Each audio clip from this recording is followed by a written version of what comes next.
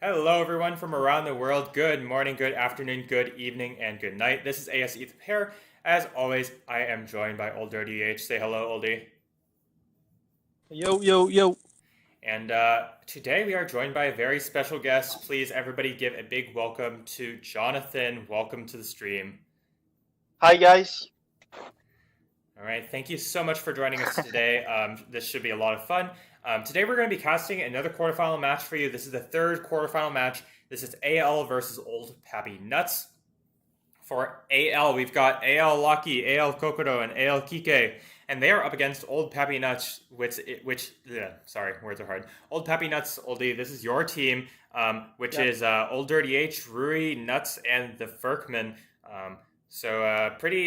Pretty interesting sets of teams here. Who do you guys think has the edge in terms of skill, at least?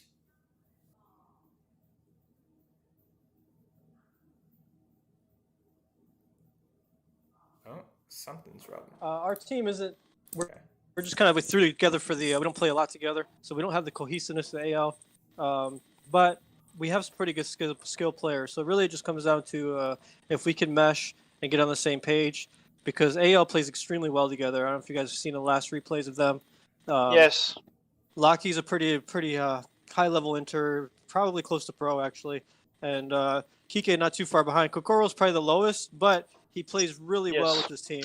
So and on the flip side, Rui and I are pretty solid players, as is Nutz. Ferk doesn't play as much, but he's not bad either. But it's just a matter of, can we get on the same page, because we're not an official clan, and it's just, we've seen throughout the tournament, like with AS, PLA, of course, just those clan teams that play well together. They just the way they build their cities, the way they move together, it just gives them that little bit of an edge. Yeah, definitely. Yes. Definitely interested to see if we'll see like a lot of collaborative play from AL.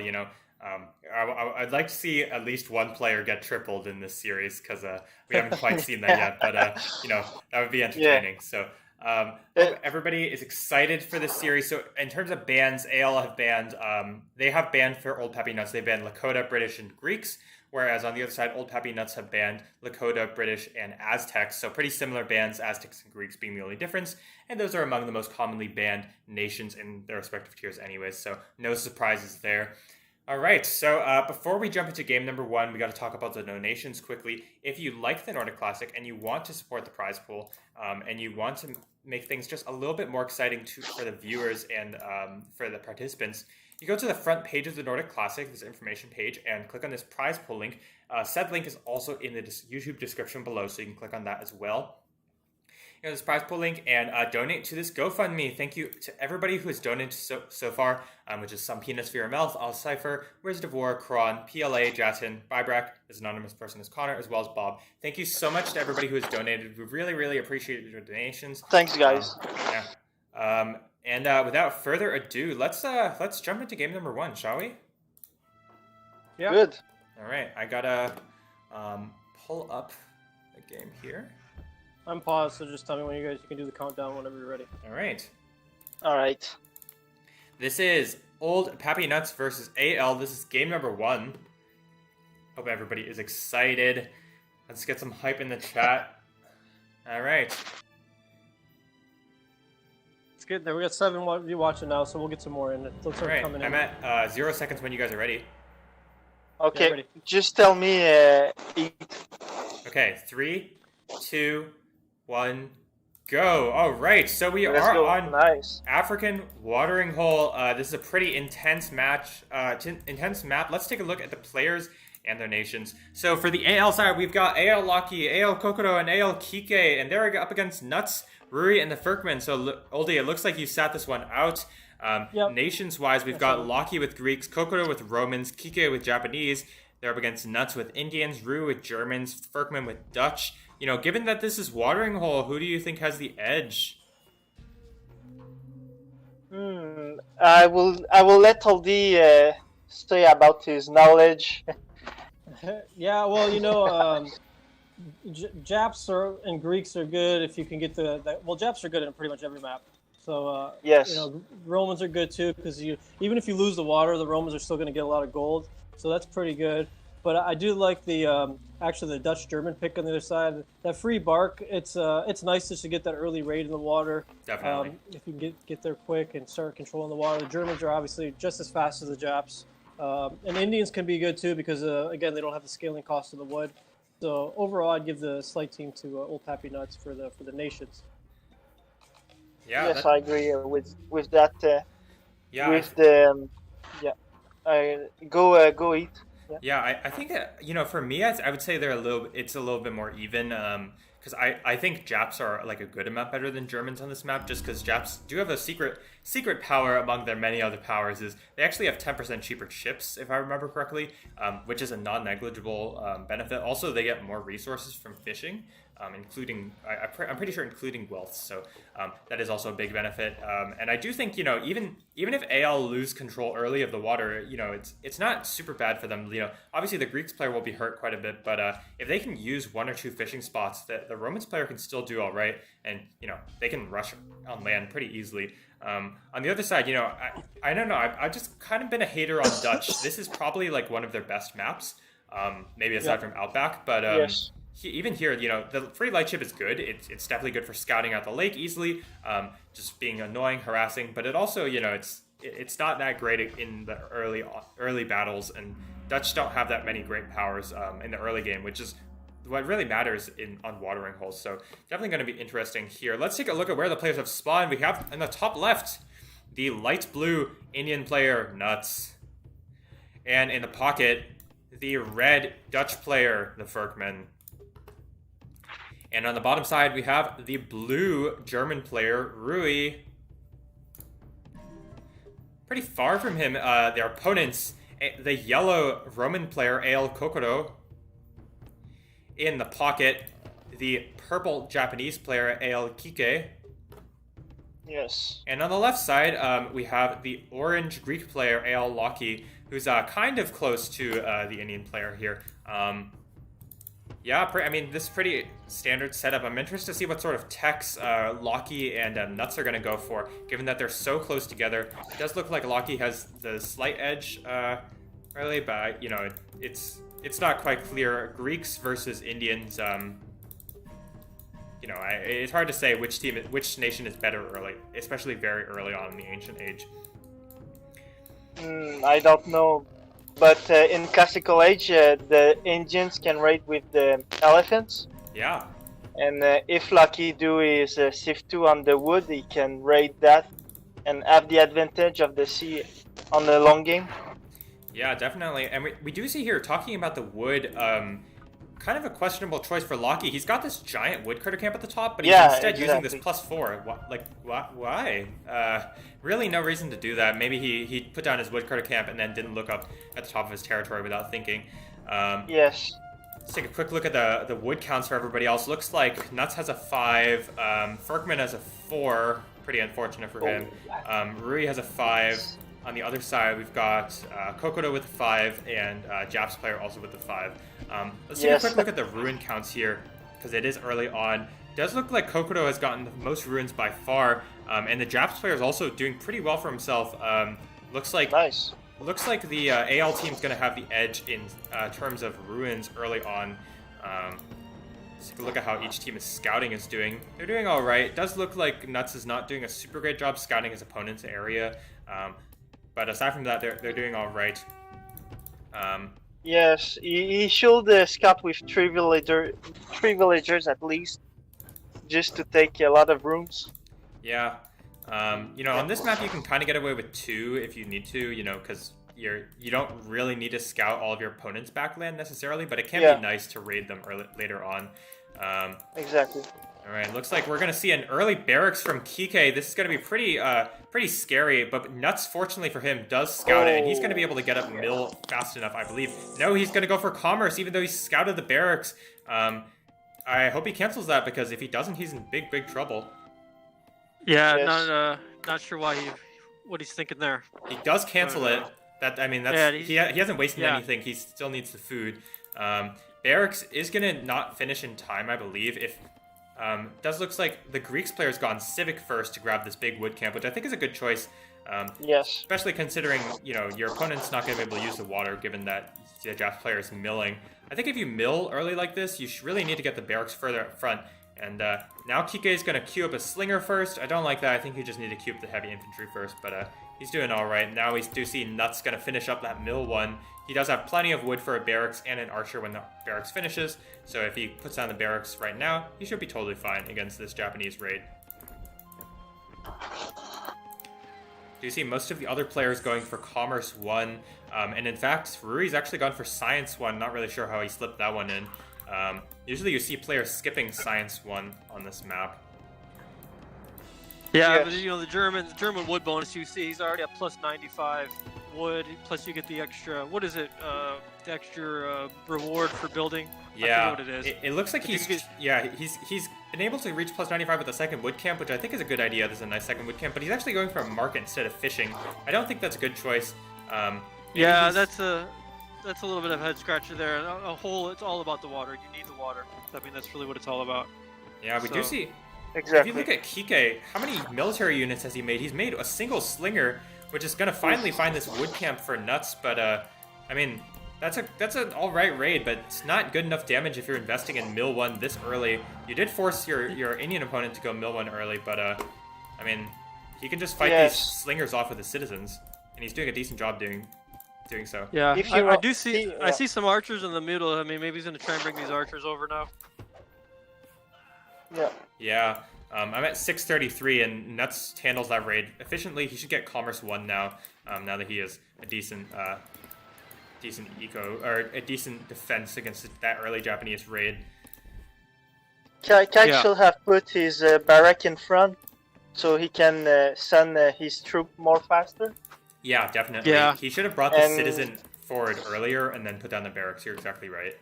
Exactly, and just put an archer in his city just to distract him, and put one in the back so he can raid at two at the same times. Could be a possibility. Yeah, definitely.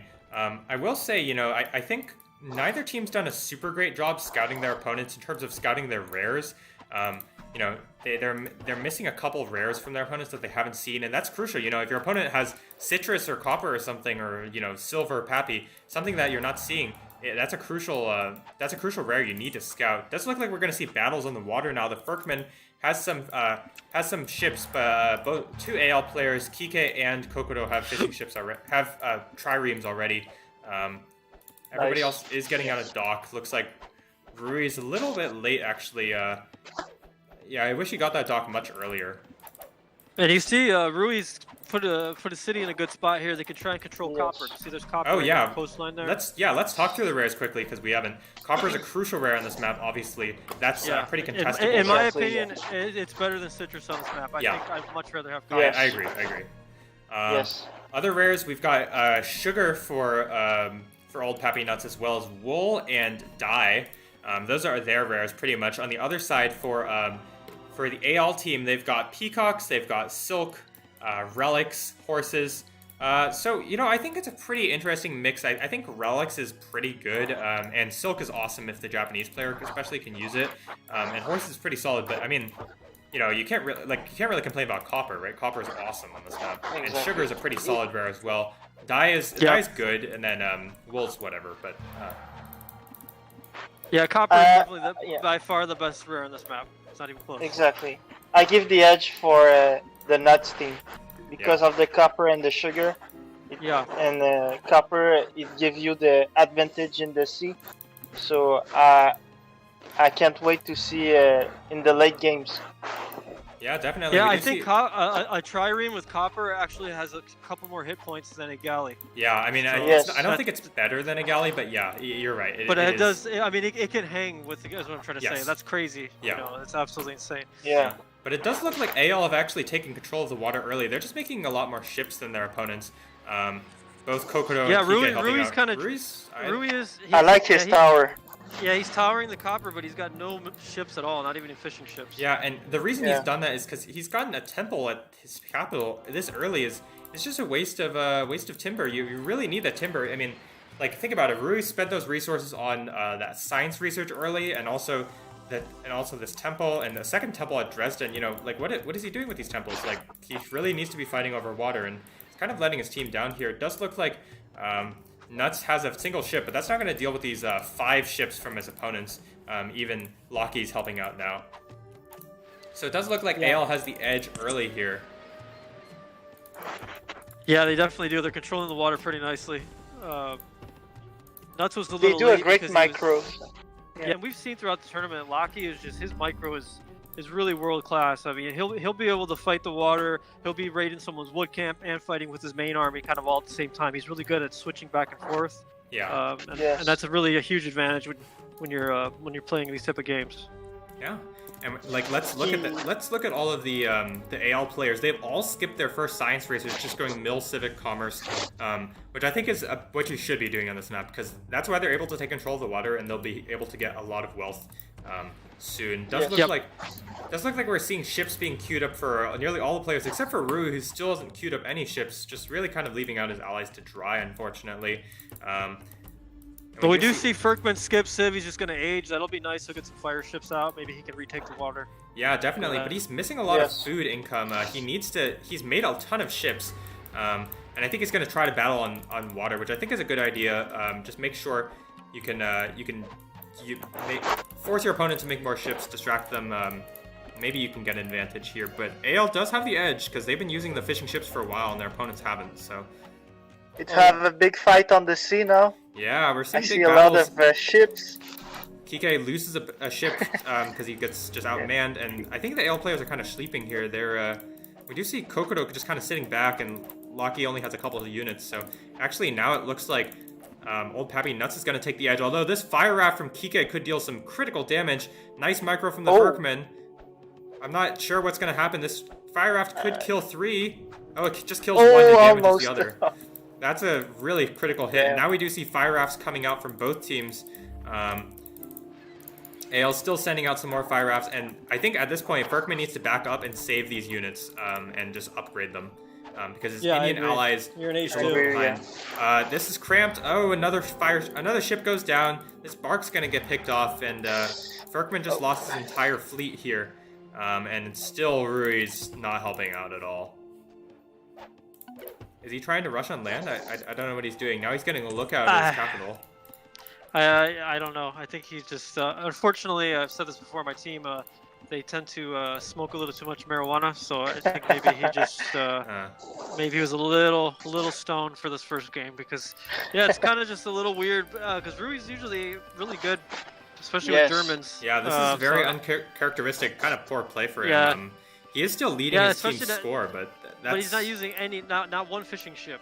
I mean, that's just not characteristic there. I think maybe he just... I don't know.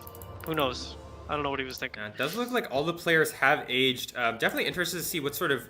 if we'll see any sort of aggression coming from the top side from Lockie and Kike here. It's a pretty forward city from Kike. All the way on the top side, going to be able to capture this mine.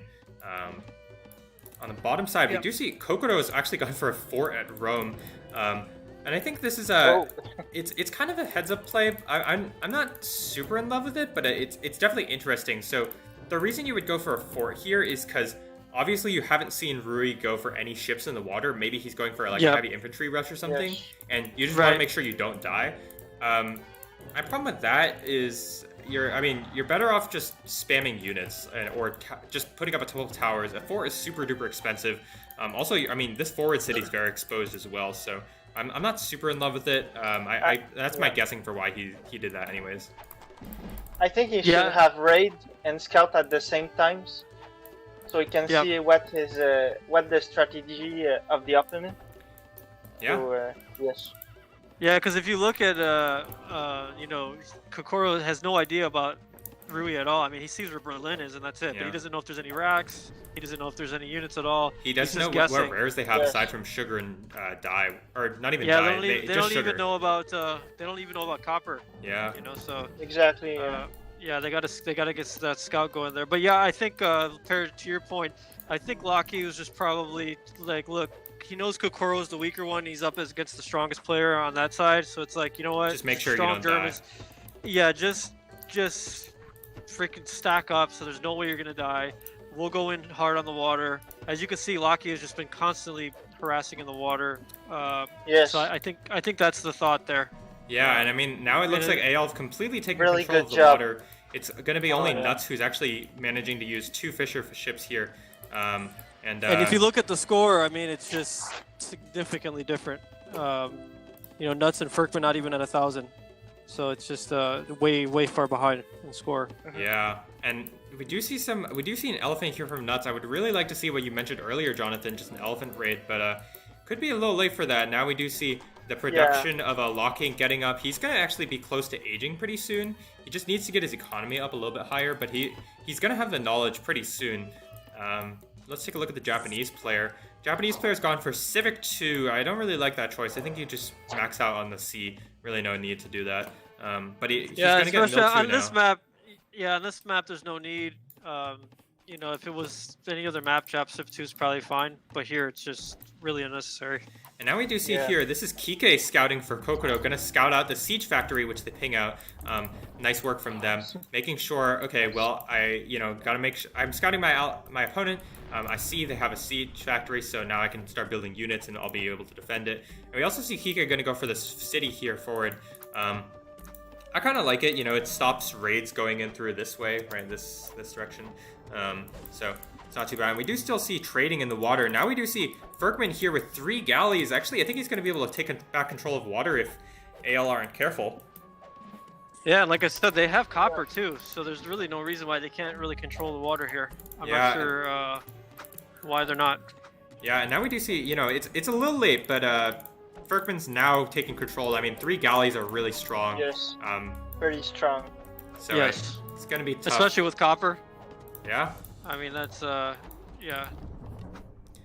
Just would like to see Rui start using those fishing ships. I mean, his economy is great. Aside from his wealth income, it's just really suffering at this point, as is Ferkman's wealth income. Unfortunately, they just haven't been able to use the fishing ships like their opponents have. Although they are currently clearing out the water, which is definitely nice work from them. I would like to see AL try to fight on water or just try to get their aggression on. Let's take a look. It does look like Locky's going for aggression. He's got a catapult, a couple units, but Nutz has 2 elephants and a light cavalry and a tower, so he'll be totally fine. But his eco's actually pretty terrible at this point. I don't know what he's been doing with his money. I think he's been trying to desperately fight water, but I mean, look at his eco. He doesn't have senator research. He's only at 100. Yes. Pretty awful eco. Yeah, not ideal. Yeah, now we see Locky here with a couple units. I mean, there's 2 elephants here and a light cavalry, which are probably going to be able to drive these off, but not before Locky picks off a merchant, probably. Although he's overstaying his welcome a bit. Yep. Yeah, he's going to actually lose a couple units. This is definitely a blunder for Locky. He's going to lose a catapult for a dye merchant. He's probably going to lose this hoplite as well. Bit sketchy there. Would really like to see Nutz go for senator. I think he would be okay, but I mean, let's take a look at Locky now. He's very close to aging. Yeah, Ferkman's doing some good work in the water here. He's taking back a lot of these ships. So let's see if they can reclaim the water. Yeah, but we do still see here Rui still not using fishing ships. I don't really know what he's up to. He does have 10 farms, and his economy is pretty good. Aside from, it's just the wealth income, really. It's just completely non-existent. You need gold. Yeah, you need ships. Like you said, Perry, even if it's just 2. Just get 2 out there, get a taxation upgrade. It's going to give you a little extra gold. Yeah. Exactly. Yeah, I think maybe he just I don't know. He just said, forget it, I'm just going to focus on the land. Yeah, I mean, he's not doing too far behind his opponents here, because his opponents are, they've lost control of a lot of their fishing ships. But still, I mean, they have control of you win water for a reason, right? You win water so you can use... yeah, exactly. So you can use those fishing ships. You see here a siege factory for Kike on the bottom side, going to start sieging the tower at Copper. And he also has a stable here and a couple of units. Doesn't have a barracks. Oh, he does have a barracks at Rome, it looks like. So he's probably going to be able to... He's probably switching to this side is what it looks like. Yes. You see the water battle continuing. But the longer these water battles go, the more it'll favor old Papi Nutz here, because they do have access to copper. But copper might get raided soon, because this tower is going to go down, and Rui has, like, no army. I don't know what he's been doing. He's going to age up now. Yeah, and if Kike can Now- get science to yeah. get a temple there, they might be able to really control that copper, or at Exactly. least close to it. And they have to scout now to see the army and rush fast. Because Rui don't have a lot of army. Yeah. No, he has basically none. I don't really know what Rui's up to. He's I got mean, one. he's just He's floating got one lots of- archer, one siege, scout, and a senator. That's it. Yeah. Does look like Lockie's aged up. He's doing pretty well for himself. 11 scholars already. He's at 95 knowledge income. Let's take a quick look at the knowledge incomes here. For Kike, it's 55. For Nutz, it's 80, and he's only going up 85 now. For Ferkman, it's 45. For Rui, it's 72. And then for Watch Kokoro. For Kokoro, it's 110. Wow, but there's a big push here. I mean, look at this. They're sieging Dresden. They're both classical age, but I mean, Rui doesn't have any army. He has four. He's gonna have 4 archers in the city. He actually has a 5th one in his capital and a 6th one in his other city, which might be able to drive this off momentarily. But as soon as his opponents age, they're in big trouble. Now we do see Kike raiding those copper merchants that are exposed. Nice work from him. Yep, copper's going down, unfortunately. And that's going to help AL a lot. Kind of take this control back of the water. I see a big battle to Lucky. They have a double now. At Dresden, yeah. Yeah, and there's also a big battle up top. Oh, I here see, at Lucky, yeah. Delos. Lucky lose his fight now. Yeah, I'm at 1908 right now. Okay. And Lucky's gonna lose the city. I mean, this fort got denied. And we do see Ferkman here is also just causing havoc here. And it looks like we're gonna great see. raid. Yeah, it looks like we're Great gonna raid see actually a trading here. Looks like Rui's gonna might lose this battle on the bottom here, and on the top side, looks like Locky might lose against the combined forces. I mean, this is just devastating. Looks like Locky just I don't know. I mean, he just didn't make enough units. He invested too much in his economy, and so now he's in a lot of trouble. Yeah, and this could actually work out to help Rui because we saw Kokoro invest all that into defense instead of offense, so that's going to slow his huge army. I mean, he's still got a decent-sized army, but he could have even a bigger army if he didn't invest in those fort and all towers and all that. Yeah, but so, I mean, I think Rui needs to take this fight now. Even though he has way less units than his opponent, his units are all medieval age and his opponents are not. I think he needs to take this fight before Kike and Kokoro can upgrade their units. But now it does look like exactly. Kike is gonna age, gonna start upgrading his units. He's got crossbows coming, he's got knight upgrade coming, he's got elite bushy coming, and so as soon as that happens, I mean, he can take out Rui by himself. Because Rui, you know, he just doesn't have enough army here. Locky is in trouble though. I mean, if they can be fast up top, they could really hurt Locky.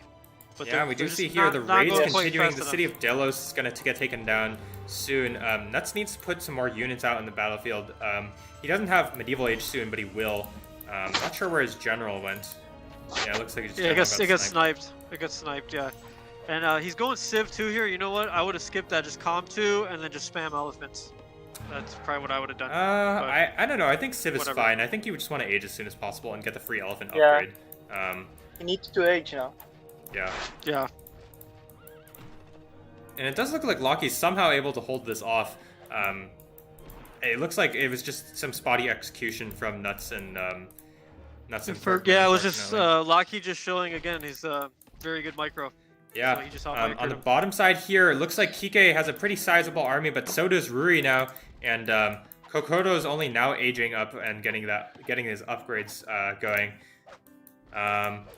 Looks like the attack at Dresden is repelled momentarily. There's a lookout and 2 keeps here. Nice work from Rui. Would like to see attrition being researched because it looks like neither player has a siege as a fly wagon. And the siege at Dresden continues. It's a pretty scrappy fight, but it does look like Locky's going to come out on top. Yeah, he's going to get this castle up. It looks like that's going to help defend.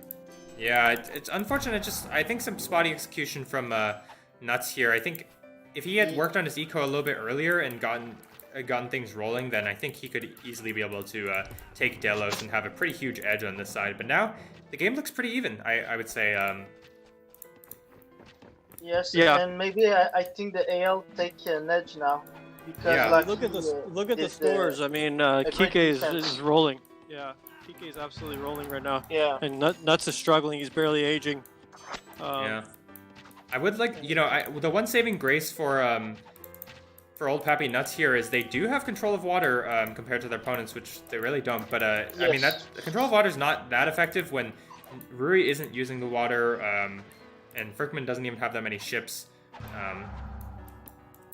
So yeah, at this point, I would like. He's at least got 2. It looks like Nutz is using 3, and they are going to kill all the other fish. So that is good, but it might be too little, too late here because I think AL's just got a lot of momentum going right now. Yeah, I mean, there's a lot of units here for Kike and Kokoto.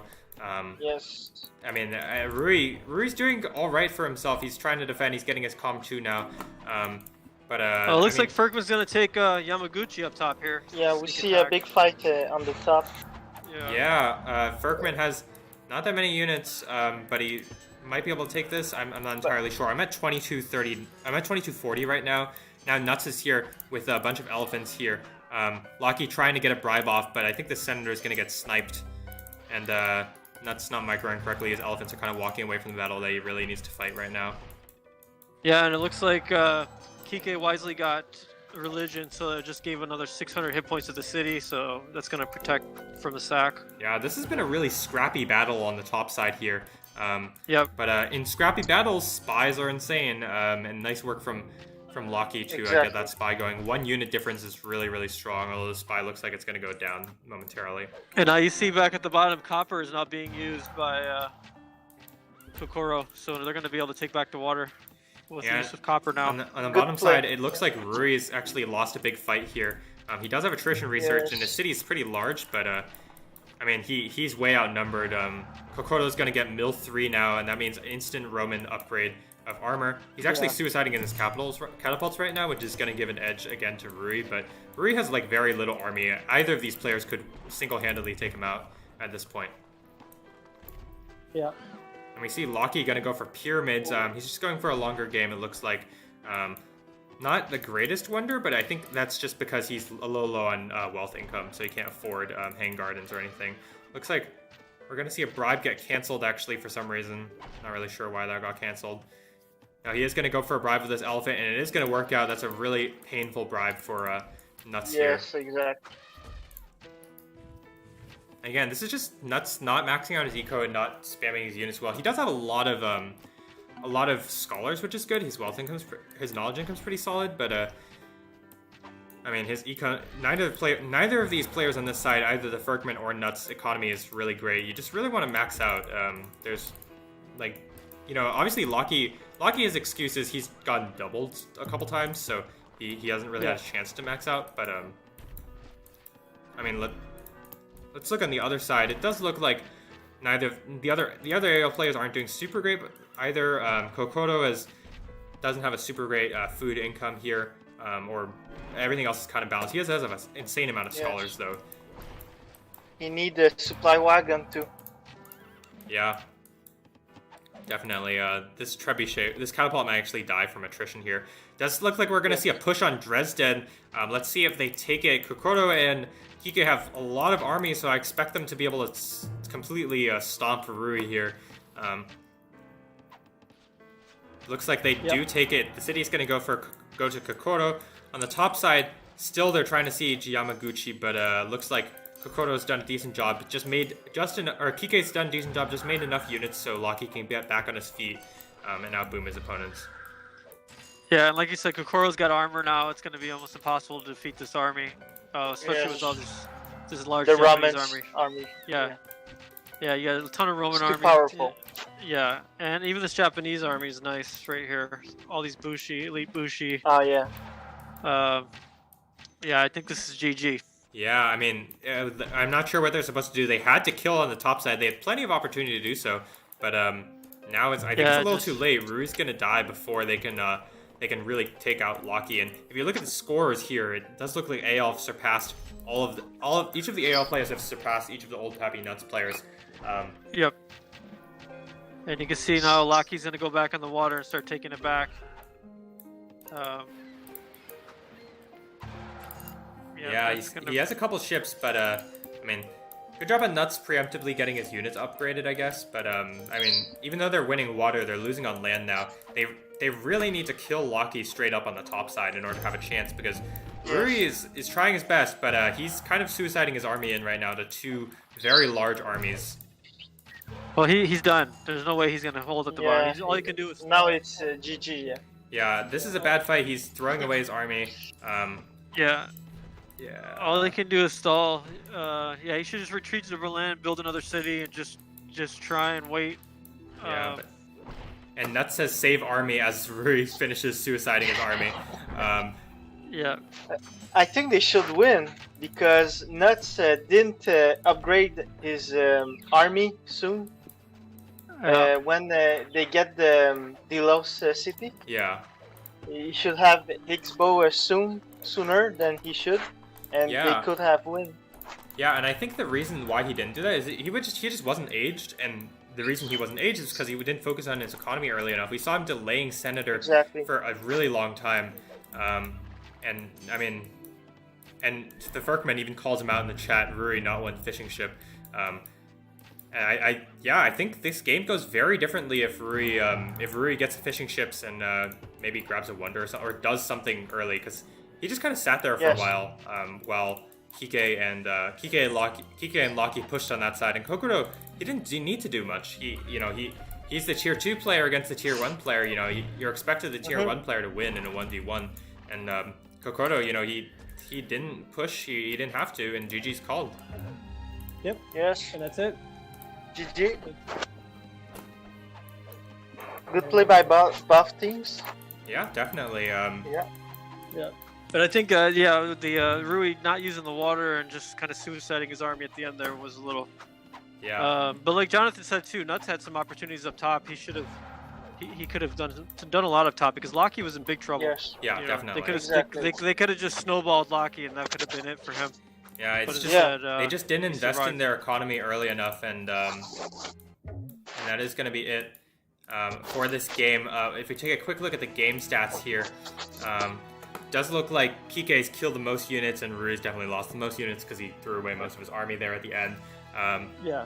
But pretty convincing game for AL there. Close one, but unfortunately just some blunders from pretty much all the players. Really kind of gave the game away to AL. So, all right. Yep. That is going to be it for game number 1 here. All right. All right. So, what do we got? All right. I'm gonna pull back this this infographic. Oops, sorry. And we are going to take a quick break. We're going to take about a 5-minute break. We will be back shortly. Hope everybody is hyped up for game number 2. Again, we'll be back in about 5 minutes. See you then. Yep.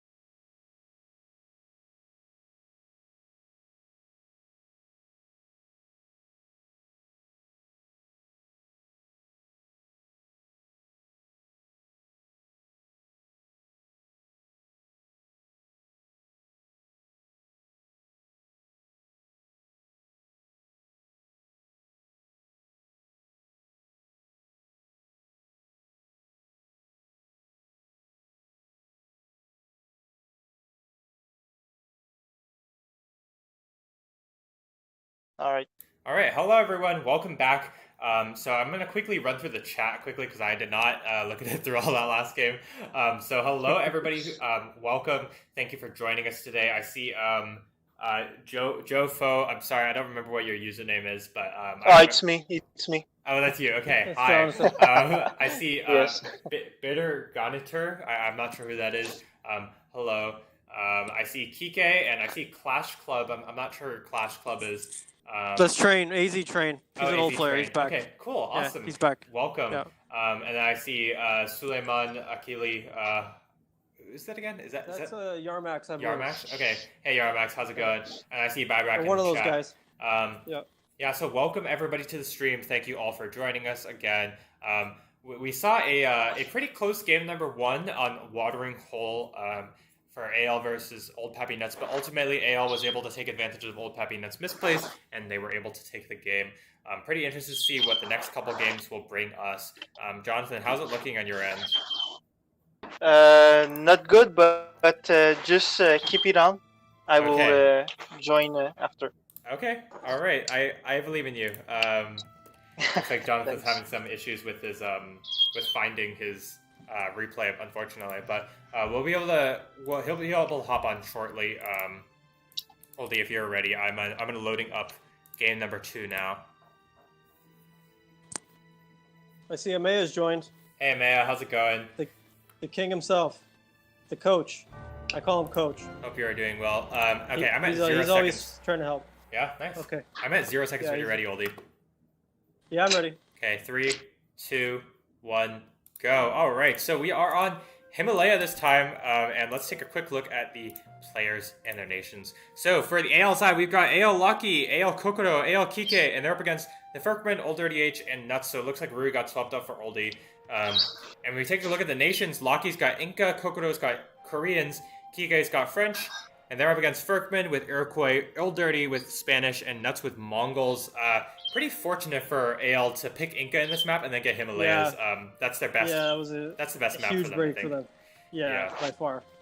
But otherwise, let's take a look at the nations. I mean, I think we see a very interesting mix of nations. The Spanish and Iroquois combo is a pretty good combo, as well as with Mongols. Spanish, that you can show where your opponent's rares are, so you can ping out where to raid for the Mongol and Iroquois players. But on the other side, Inca, it's a pretty interesting choice here. Usually you want to pair Inca with a nation that's a little bit on the faster side. So, Iroquois, Maya, Aztecs, those nations that can get some map control early so you don't take too much early damage. But if AL can pretty much get away with their standard play, if you don't really punish the Inca player, they can probably run away with this game because Inca are really, really strong. Koreans also helping out in the defense, and then French is a pretty strong nation here. Inca player can actually send them wealth, which would be pretty strong if the French player goes despot or something. But even if they just go standard game, they can still be pretty solid. Would like to see their strategy be protect the queen, if you will, protecting Locky here to just boom along and get an advantage in terms of wealth.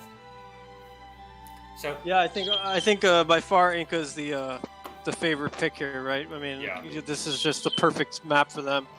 Although Iroquois and Mongol are fast, if they can get out and raid, obviously Spanish is great because you open all the rares. Yeah, definitely. But Inca is just really a powerhouse here. Yeah, I would say, I think for me, I think the nations are roughly even. I think it depends on how the rares stack up, obviously, and 2, if the Ferkman and Nutz do some early damage against their opponents. Because if they just let them boom and they let them use all their rares and stuff, their AL's gonna pretty easily crush this game because Inca's just really, really good. That was actually kind of the strategy coming in, right? Once we saw Inca, we were all kind of chuckled, fuck, what a break for that. Yeah. But exactly. But the idea being, it's okay, who's ever on Locky's side, just kind of try and tie him up. So fortunately, I spawned across from him, so I was like, all right, I'm just gonna try and keep him one-on-one with me and let the other 2 kill the other side. That's kind of the idea here, right? Oh, that's an you have interesting Mongol choice, Iroquois. Yeah. So that was what we talked about going in. So let's see how we go. Yeah. So let's run through where the players have spawned. On the right side, the blue Spanish player olddirtyh. On the bottom side, his teammates. The red Mongols player Nutz. and the purple Iroquois player, the Ferkman, on the left. And then in the very top left corner, we have the AL team, the green French player, AL Kike. Next to him, his teammate, the yellow Koreans player, Al Kokoro. And on the very top, we have the orange Inca player, Lucky. All right, Jonathan, were you able to get your replay loaded up? Yes. Okay. I did find. Okay.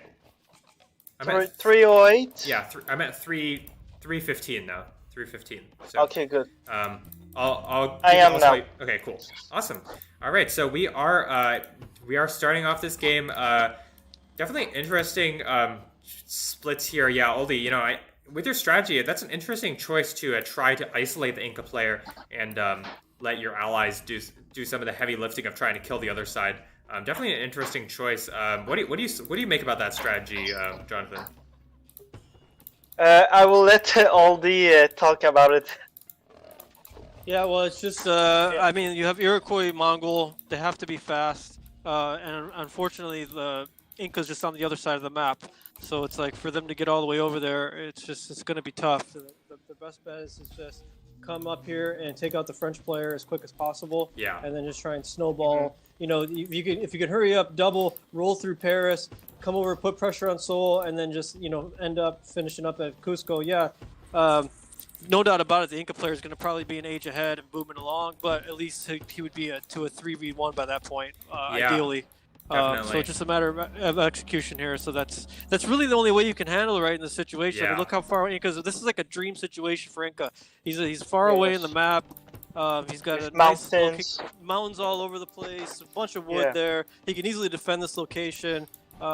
He's going to be able to boom. There's pretty much no stopping that. Yeah, so it's going to come down to killing the other side. Really, yeah, it's going to be tough for you guys. I mean, Koreans are insanely good at defending. You put up a couple towers, you get a couple citizens there. It's really hard to break them. They can come. He can come over and repair the French player or the Inca player, so he can help support. Yeah, that's definitely a good support nation. It is. There is one thing to say. Iroquois and Mongols are both quite fast, whereas only Koreans is fast on this side. French is like a fairly quote-unquote slow nation, we call it, in the early game. So if they can be Inca too, Inca's pretty slow early. Yeah. So but once you get to classical, I mean, Inca's just going to steamroll. So it's just you got to do early damage. Earlier the better. Yeah, we do see markets getting put down for the Inca player here. Let's take a quick look at the ruin counts because those are quite important early on. Does look like again it's AL with a slight lead because it looks like Ferkman only has one ruin. I'm not really sure how that happened. Maybe he's not scouting? Question mark? Yeah, I guess it looks like he isn't. He only have one scout. Yeah, just a villager. Yeah. Yeah, you really need to scout with more scouts. But olddirtyh's doing a decent job opening up these rares here. Let's talk through the rares, and I'm going to use the fact that we have a Spanish player here to my advantage. So for old Papi Nutz, they've got cotton right next to Madrid. On top of Madrid, there's diamonds as well as marble on the very right. In the bottom over there, there's Papi. Next to Nutz on the right, there's peacocks. There's spice in between the Iroquois and Mongol player cities. There's silver on the bottom, right between them. And then there's also relics to the left of Onondaga. In the middle, there's wine, horses, copper. There's actually sugar here, which Nutz should be able to protect. There's dye, tobacco, citrus. And then for AL, they've got silk, they've got obsidian, they've got wool, amber, bison, salt, gems, copper, and furs in the very back. So, pretty interesting mix of rares. What do you guys think? Who do you guys think has a better set of rares? I think the Nutz have the advantage. Yeah. Because they have diamonds, silver, cottons for the army. Yeah. And peacocks really help too. Yeah. And for the other team, the obsidian's gonna really help the Inca player. For the archers, he can spam a lot of archers to defend or to rush. Yeah. So yeah. I gotta say I do think here, in my opinion at least, it's definitely got to be AL have the better rares. For the French player, they have silk if they want to go com 2. They have furs. They've got salt. They're going to have access to horses as well. They have salt. Yeah. Oh yeah, I didn't see. They have obsidian, which is a pretty solid rare. They have gems, which is actually a pretty good aggressive rare, to be honest. Yes. So I think for the French player, they're all set, and the Inca player doesn't really need a bunch of great rares. Obviously, they would prefer some more library rares, but for old Papi Nutz here, like even if they have a bunch of library rares, which they do, right? They have Papi, they have relics. They have relics is not technically a library rare. They have silver. Yes. They have diamonds on the top. Those rares are all good, definitely, and really strong. But in a longer game, Inca's always probably They will be favored. outboom, yeah. Yeah. So Yeah. I agree, yeah. Maybe if they can get early momentum, that'd be good. And we do see here, Nutz has actually gone for barracks, and he's gotten up hoplites and archers, and I like that choice. Just get aggressive nice and early. Good idea. Yeah, I like it. French player is still a ways off. Oh, actually, he's going to get mill 1 using furs. That's a nice discount there. Korean player city is actually quite far away.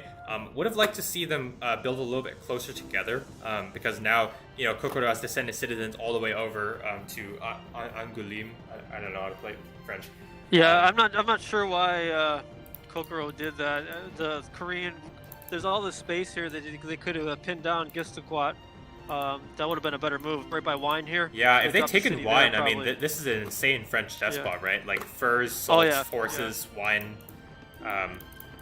We have the French expert. How do you pronounce this city, Jonathan? Angoulême? Cité. Ville. Angoulême. Angoulême. Angoulême. There you go. Angoulême. Okay, yeah. Angoulême, thank you. Angoulême. Yes. Does look like Nutz is actually going to miss a citizen there on the raid, and he's actually going to head over to the Koreans player side. I don't really like this choice. I think Korean player might have towers up at this point. I would rather have seen him go for Kike and just try to slow down the French player, who does finally have a barracks here. Let's take a look at how the Iroquois player is doing. He's also got a couple units out. He's going for a heavy infantry slinger and then another slinger. I think I actually like this composition. I think you just want to get that raids going up nice and early, get mobile units, and they do scout Bison now, but it's a little late for the Inca player and all the other players on AL. Wish they could have scouted that a little bit earlier, probably.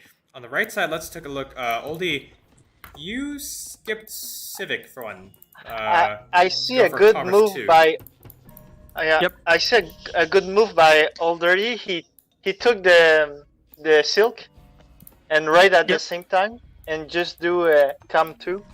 Yeah. Just snuck silk. Yeah, I snuck silk. I'm very surprised because this is a very cheeky play and very interesting play for Oldie.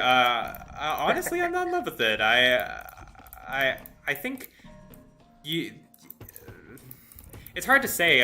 Spanish are already pretty slow. The problem is, I mean, look at your food income at this point. You will have 5 farms soon, which is good, but I think you really just want to play standard and try to deal some damage to the Inca player and force him to make units rather than scholars.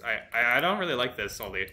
But if you look, I was able to scout and see that he went mill, so I knew he wasn't going to be too cheeky himself. So I was like, well, you know what? If he's gonna invest in mill, I'm gonna take a little risk here and try and keep up. There's no way I'm gonna be able to keep full boom with him. Yeah, but if I can boom a little bit, I just keep him on my side. That's my only goal, right? And as you can see now, his archers are coming down to come here. And you get your city up in time. You're gonna be able to deny that raid. And there's no high there at all. So I don't have to worry too much. I have plenty of time to get my mill up. So it's definitely a risky move for sure on my part, but I was able to scout him a little bit and get a feel for what he was doing. Plus, I play with Locky and Nut. I kind of know his tendencies. Yeah. So I'm able to cheat a little bit. And again, my 100% focus here, I'm just going to keep Locky's attention on me, keep it on this side of the map. I don't want him going over there. I want my teammates to kill. That was really my intention here. So I'm going to try and get my economy up as much as I can. Try and just relatively keep up because I know this fucker's gonna go for Colossus. I just know it's gonna happen. So I'm gonna try and keep up. That was my thought going into that. Yeah. And you have sugar and silver, so you're gonna age. Yeah, your age time's still gonna be solid, so it's all right, I guess. We do see here, it's gonna be Nutz has actually gone for mill 2 early. I like this choice. I think he needs to put down the stable, but after he puts down the stable, I think this is really good actually. It forces what a Mongol player going like this is forces your opponent to make a stable to get light horses, and those are pretty expensive. And at that point, you can continue your boom. You can either go for a sender or a despot and just go along there. It does look like Lucky's going to go for Colossus, as you mentioned, olddirtyh, and now I would like to see a Despot from you, because you need to put pressure and force your opponent to make units. Yeah, we gotta keep, like, again, we gotta keep the just keep Lucky engaged with me, and then the whole goal here was to get Nutz and Ferkman rolling on the other side. So I really wanted them to steamroll here. That's the idea. Do you see a stable here coming from Nutz, and he's actually going to go for a Phalanx upgrade. I don't like this. I think he should just either he should probably get his government going or fill out his metal income a little bit more, as well as wealth income. Yeah, I think Nutz is gonna rush really fast. Yeah, I mean, yeah, it does look like he's going to go for Despotism, which I don't mind here. You know, I don't mind that at all. The Iroquois player is actually very slow age. I don't really know what's up with the Ferkman. Yeah, I'm not sure what happened there. Yeah, he's just got a really slow age for some reason. Maybe he overmade citizens? Not entirely sure. Yes, maybe, yeah. Yeah, maybe. He's using silver too, so he should be able to age pretty quick. Yeah. Would like to see Nutz send out these horse archers. They're currently sitting here. If he raids with those and then follows up with a strong attack, he could deal a lot of damage. It looks like Ferkman is a little slow because he overmade infantry units early on, and he's kind of just but he's going to be able to just run away with them for the most part. Yes. Which is nice. And I see on the bottom of the map, I see some good raids from Lucky. Yeah, and that's really painful for olddirtyh. He harassed a lot of olddirtyh. Yeah, I know. I had to kind of choose, right? Do I want to tower the diamonds or my wood? I was like, well, I was being a team player there, so I went for the diamonds. I should have probably cheated that tower down a little closer. Yeah. I think hindsight is 20/20, but I think definitely the wood. You lose your diamonds merchant. I mean, it's bad, but you're gonna lose the game if you get your wood raided a couple times like that. Yeah, exactly. But I didn't do too much. You know, I'm still decent wood income here. So yeah, now you're good. Yeah, I can get it back up.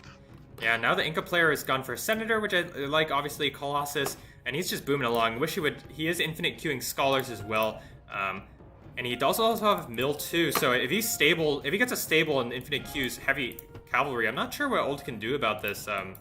There's nothing. All I can do is stall and hope my teammates kill. That's 100% the plan. You know that not to harp on you, Old, but that is the problem of going for this Com 2 build before Civic.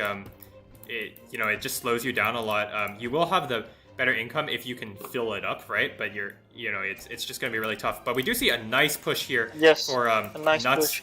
He's got 2 horse archers, 2 light cavalry, 2 heavy infantry archer, and 2 catapults here, as well as Despot.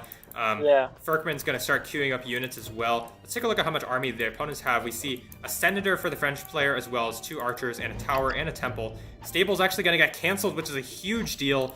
There's no militia quite yet. The tower, he does have resources for tower. He won't have resources for attrition. But this is a huge deal. I mean, like, he used his craft on ambush instead of bribing. So this is gonna be a nice push from the Ferkman. I would like to see, or from Nutz. Would like to see Ferkman go and help, just put the units there. He needs the bodies rather than trying to split up. But, they should stay together. Yeah, just and snowball. There's no reason to split up. Yeah, but now we see Kokoto and he's rotating in. And Kike. They have a couple units now, and it looks like Nutz unfortunately just threw away a couple units to the tower fire. I think if they pull militia at this point, but Nutz is just not producing enough. He needs to get up another production building. When you go Despot like this, you need 3 production buildings. It doesn't matter if it's 2 stables and a barracks or 2 barracks and a stable. You just need those. And so he does put down a second stable, but he's just not doing a great job producing. He has plenty of resources for more cataphracts, plenty of resources for a larger army. But unfortunately, the execution is just not quite there. Here we see Ferkman just raiding in the back. And that's actually going to work out because it's not a big push raid. anyways. Yeah, it's a nice raid. Nice harassment raid. It's going to keep Kokoro out of position too, so Nutz can focus on Angoulême. Yeah, but unfortunately, Ferkman's going to get caught here. He didn't move his units in the right direction, and so he's going to take a lot of archer fire. He probably will lose a couple units here. Yeah, that's a tough break for sure. Yeah, and he should have put his army with Nutz and just put one uplight just to distract. Yeah, just one heavy infantry is fine. Yeah, Because your heavy infantry can run away from archers anyways, so it's not a big deal. exactly. But now this despot's exposed. The army is not really there from Nutz. He's queued up some more units, but I mean, there's just not many units at this point. The French player is starting to get the eco up. He's gotten that Civic too. And Lockie's just booming along. Although I will say Lockie doesn't have as great an income as I thought he would have. He only has plus 120 food, plus 110 timber. And Old's going for hanging gardens himself, but I don't think this is going to work out in the long run because Inca with Colossus is going to beat you in any sort of. Oh yeah, game. once again here, I mean, you have to understand what you're up against, right? Like, I gotta just try my best to survive here. So a little extra knowledge is gonna help, and I just want Lockie to focus on me. So maybe he'll start attacking, pressuring me, and I just want my side to kill. Like, that's 100% the game plan here. Just you know, teammate guy. I think, olddirtyh, if you're in this spot, what you actually need to do is you need to get your stable in the front and raid your opponents. And that's what you're doing here with 2 light horses. Nice little move there. But you just got to spam raid your opponents. Try to basically make this a 2v3 game. That's essentially what I was starting to do. You'll see some horse raids coming eventually. Yeah, light horses. Nice work there. Gonna raiding, nice. But attrition from Kokoro heads up play. Now we do see here the city of Angoulême. I mean, there's no Korean citizens here, but there's a pretty good French army as well as a pretty good Mongol army and an Iroquois army. Would like to see the Iroquois player spend his resources a little bit better. He has plenty of production buildings, but he's just not queuing up anything. There's a big fight. We will. I'm at 1704, and Nutz is gonna charge in. His despot's really weak, so if Kike can snipe it, that's a big deal. But he's already sieging his tower. Does look like Ferkman's a little bit behind. He's just sitting there and waiting. We see 5 light horses as well as a cataphract here for Nutz. Doesn't have the archer upgrade. All these people not upgrading the archers. Come on. Good rush by Nutz. Yeah, this is good rush here. Despite like some execution issues, it's the right strategy, right? He has a lot of these cavalry and he's microing them pretty well against his opponents with unupgraded hoplites. And now they're gonna walk in and be able to take the city. The city is currently being repaired by some Korean citizens, just one right now. And I wish Nutz would target fire that citizen and start sieging the city once again. But I mean, they're doing a lot of damage here. I mean. Yes. Yeah, they're definitely winning this battle for sure. So this is was the intention going in. Just let these guys do their thing on that side and make this thing happen. So it's good work here. Yeah, definitely. And now the French player is in a lot of trouble. I mean, it's good that they have a second city, but their income's going to go down. They're going to lose a lot of their farms here. Yes. And the Iroquois player actually went senator as well, so they're also doing not terribly here. It does look like the city's going to go for the Ferkman. Now they need to put more pressure and spam some units so they can take the capsack. Yeah, they just need to kill Kike here. Yep. And if you look at the scores here, they're incredibly close. I mean, Lockie's skyrocketing, and Lockie is skyrocketing, but I mean, on this side, Nutz and Ferkman are kind of rolling here. You know, despite some execution issues, they are able to accomplish their strategy. Yes. And you see Lockie is going to rotate with a small army to go help that side because they're losing pretty bad. Yeah. So he's too far. I don't know about small army here. This is a pretty sizable army, but still, it's not. I don't think it's going to be good enough, especially if Old can has some units here to take the front city for Lockie. And unfortunately, Old, it looks like you don't have a siege factory, so Lockie's going to be able to get up this fort, and that's kind of awkward. Yeah, that's a bad spot. I was expecting Lockie to come in. I just waited too long. Yeah. I should have pressed right immediately here, but I just waited. Now it's your time to raid him a lot. Yeah. But you did distract him, so it's a good strategy. Yeah, and you know, Nutz has a pretty good army size here as well as Ferkman. I wish they would both upgrade their archers because I think their armies would be a lot stronger that way. And now we see Nutz actually splitting off, going to the city of Strasbourg. Not super in love with that one. I think you should just go for Paris. Yeah, no, that's the wrong move. Just all in on Paris. Yeah. Yeah. Yes, exactly. And you've seen that the French player doesn't have militia, so if you can just both players pull all your militia and just kill the French player, or at least take the capsack and hold it, you know. Yeah. Yeah. This is a nice sized army here from Ferkman and Nutz here. They should be able to push this here. Yeah, but where are Nutz's catapults? Well, he's got one on Strasbourg and 2 lagging in late here. Yeah. Looks like his senator, Yes. his general got sniped too, unfortunately. Yeah, Despot's gonna get sniped. He's moving it forward probably, and now we do see here.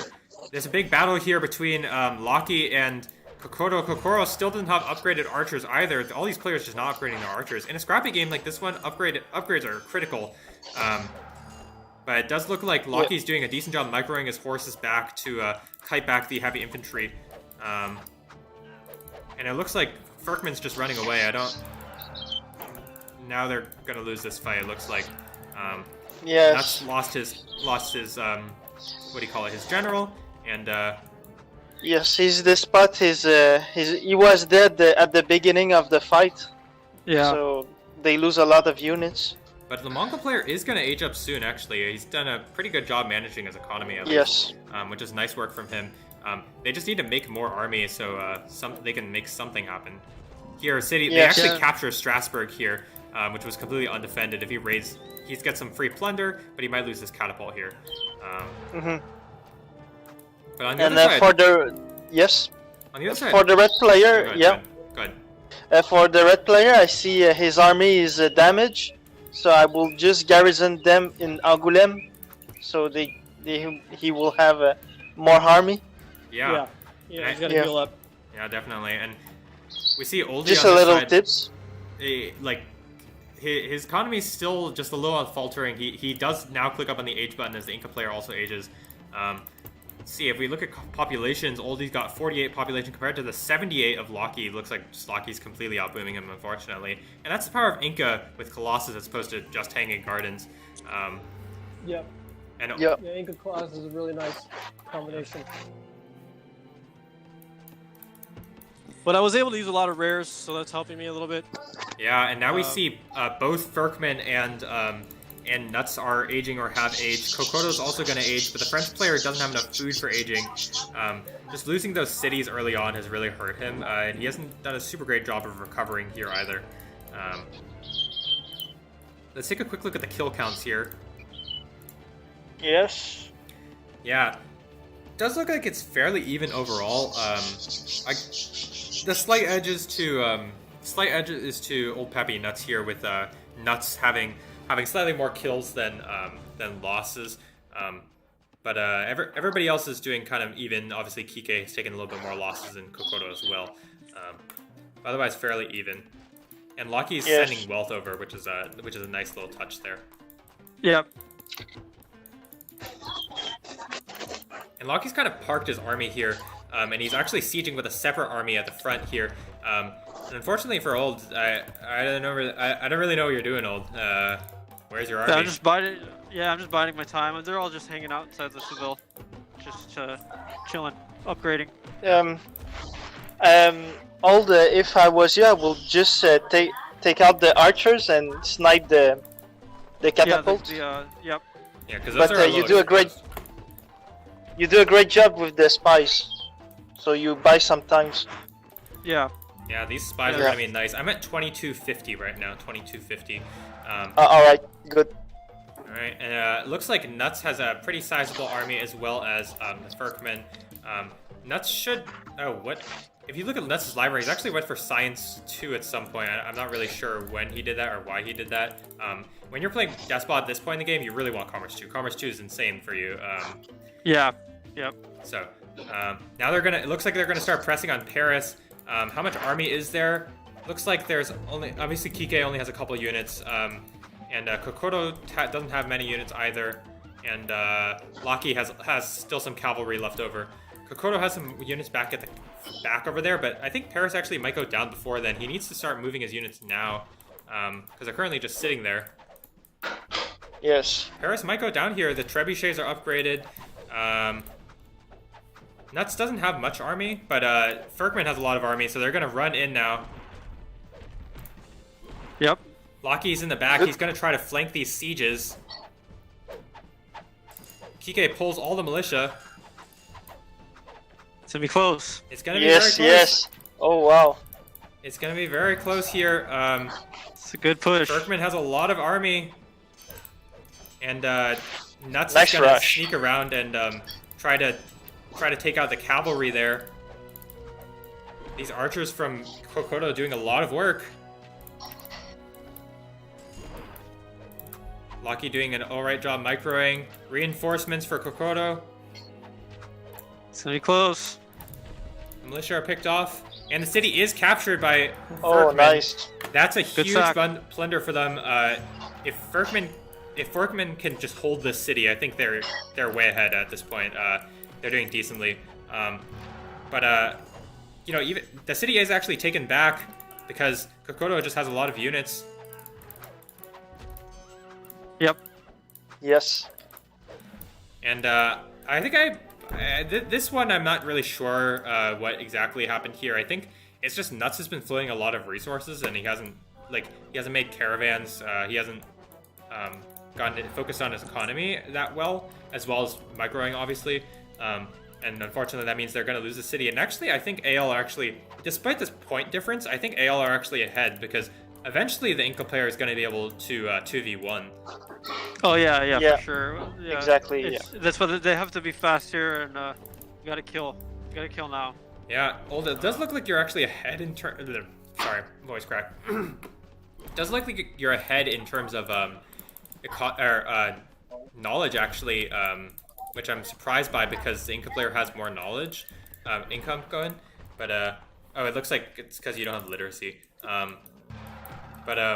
Yeah, red relics and hanging gardens, of course, are helping. Yeah. So Yes.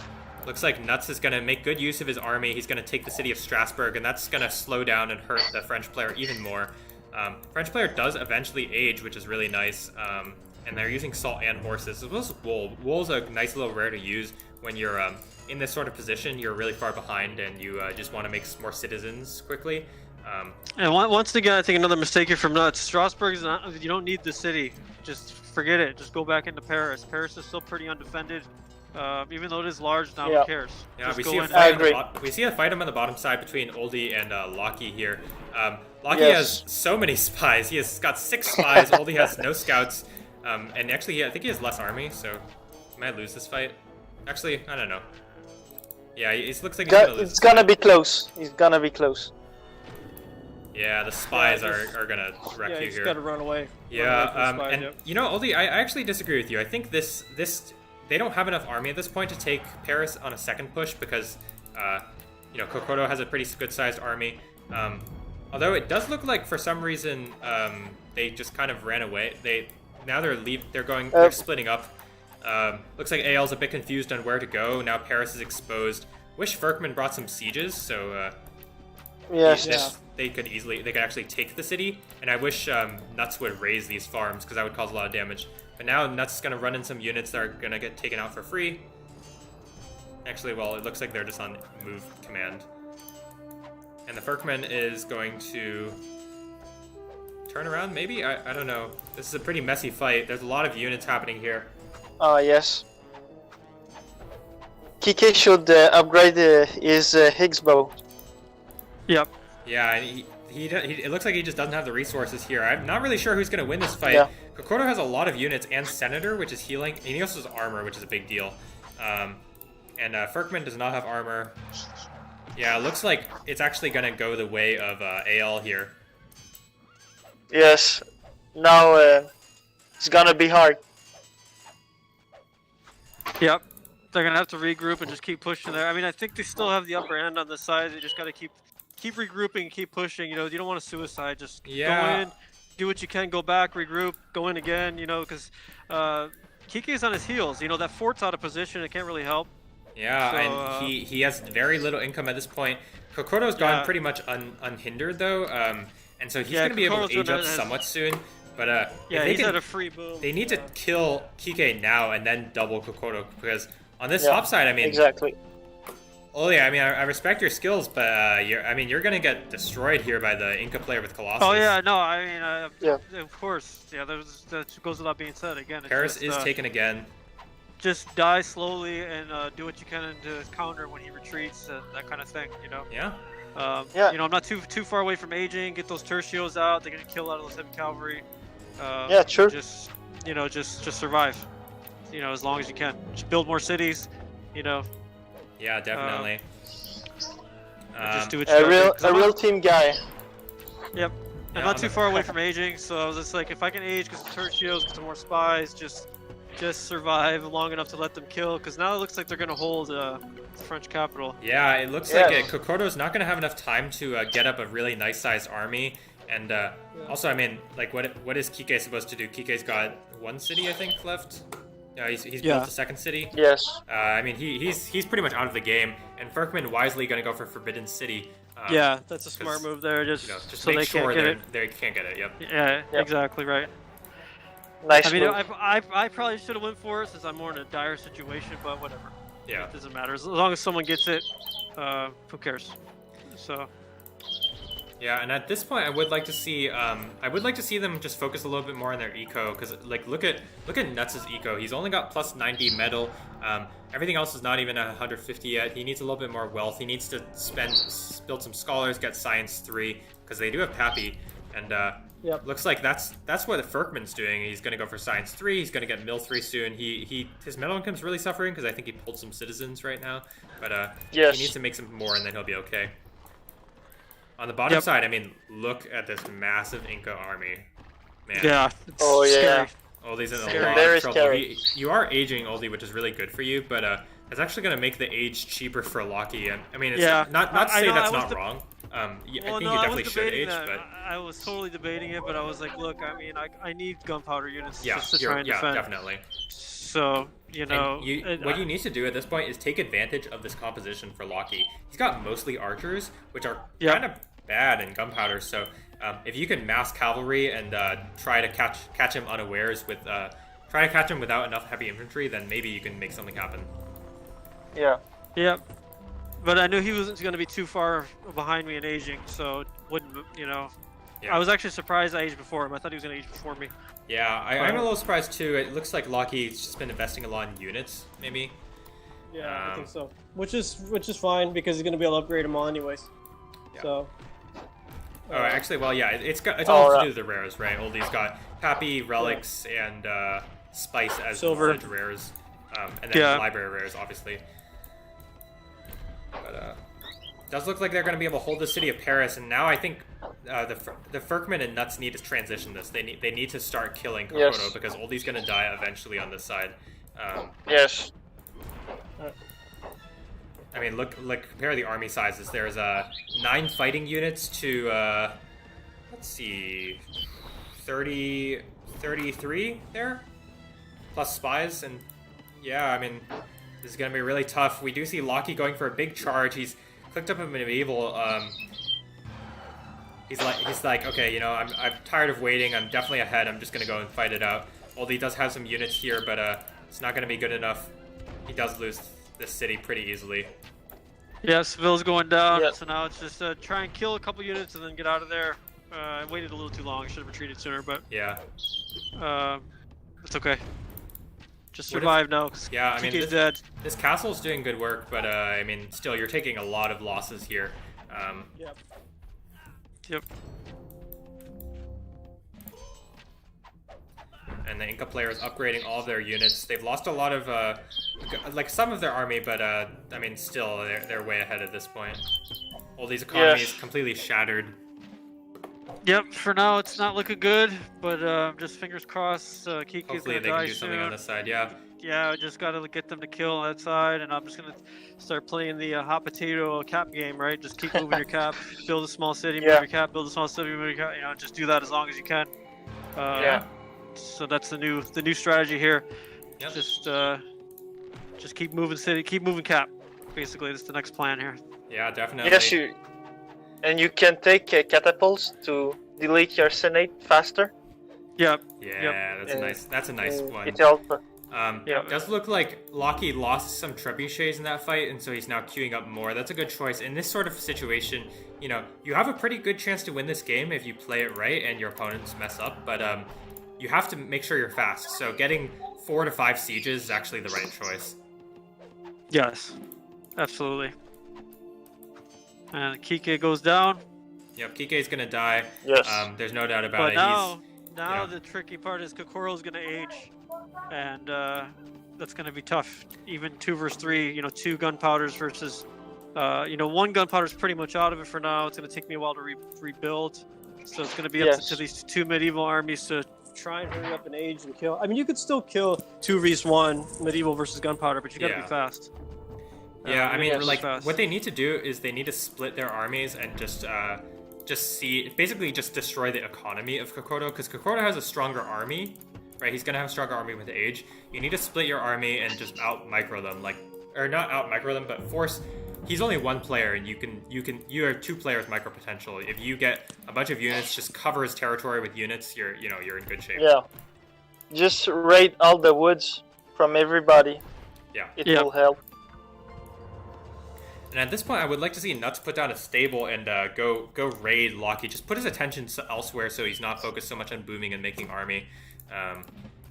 Like a horse. Yeah, because oh yeah, here we actually do see a horse archer for Nutz. Just as I say that, nice work there. Yeah. Although you've got some arquebusiers just chilling, but these are nice little raids for Nutz. Just causing a lot of havoc on the backside. Being really annoying. Yeah, I sent those out to raid and I just forgot about them. I think. Oops. Good raids. Yeah.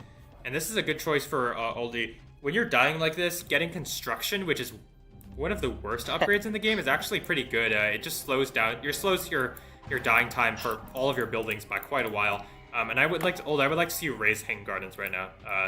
Yeah, I was thinking about it, but I was trying to get a little greedy and use it as much as I could before I lost it. I should have raised it sooner, but it's fine. Jonathan doesn't. I mean, Jonathan. Locky doesn't have. Locky doesn't have a supply wagon, so that's helping me a little bit here. But he did get Monarch now. And we see a skirmish between Kokoro and Nutz. Looks like Kokoro is going to get the better end of that because he has more units. But Nutz is now aging. Fergman is actually a little bit further away. I'm surprised he hasn't aged yet. But he does have a pretty solid army. He's actually going to go to olddirtyh's side, which I don't like. I didn't like it either. I told him not to do it, but whatever. Yeah, I think it was the wrong move. You just stay on the other side and kill your side. Yeah, I'm just gonna keep moving my cap. Even better, go and just take the Inca players' back cities. There's no point in trying to defend the cap. Yeah, exactly. He could have taken the cap 10 minutes before, or the Colossus. That's a good point. Yeah, kill the Colossus at least. Yeah. But instead, he's going to try and fight a desperate fight here, and that's not going to work out. I mean, no, it's a bad. Has like no units because he lost a bunch of fights, and now city's going to be attacked. Senate is moved barely in time for old, but Madrid's going to get taken. There's actually no spies here or no explorers here for Locky, so he's only got scouts, so he actually can't see the army or any of the citizens. So nice move from your part, olddirtyh. Yep. Just get out of there as much as you can. Again, like I said, it's hot potato now. Just keep moving cap, keep trying to survive, and let your team kill. Yeah.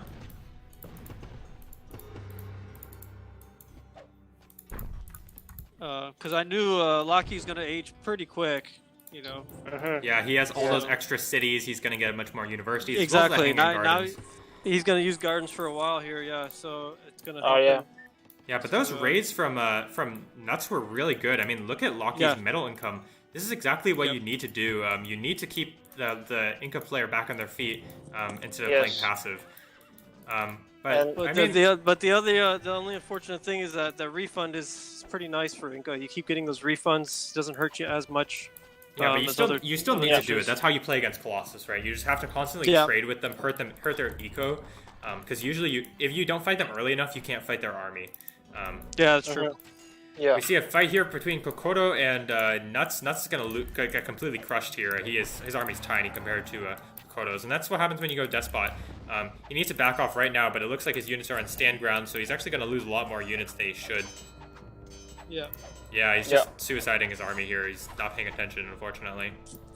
Now it looks like Ferkman's going to try and rotate up to what we mentioned before and maybe go put pressure. But Cusco's now completely fortified. It's going to be tougher now to do that move. And he doesn't have he still can make a push. Yeah, he could. He needs to upgrade his army, though. It's still age 2, except for his cannons. And Old, I know you'll take any excuse you can get to democracy, but I think this is a spot where democracy is good, like actively good. Well, of course, yeah. You can't forward Monarch's not gonna help cavalry you at units, all. so you know Yeah. yeah. Yeah. All right, now we do see a push here. Would love to see Ferkman get Monarch. I think your phone's ringing and it's really loud. If you could turn that Yeah, down. sorry for the background. Yeah.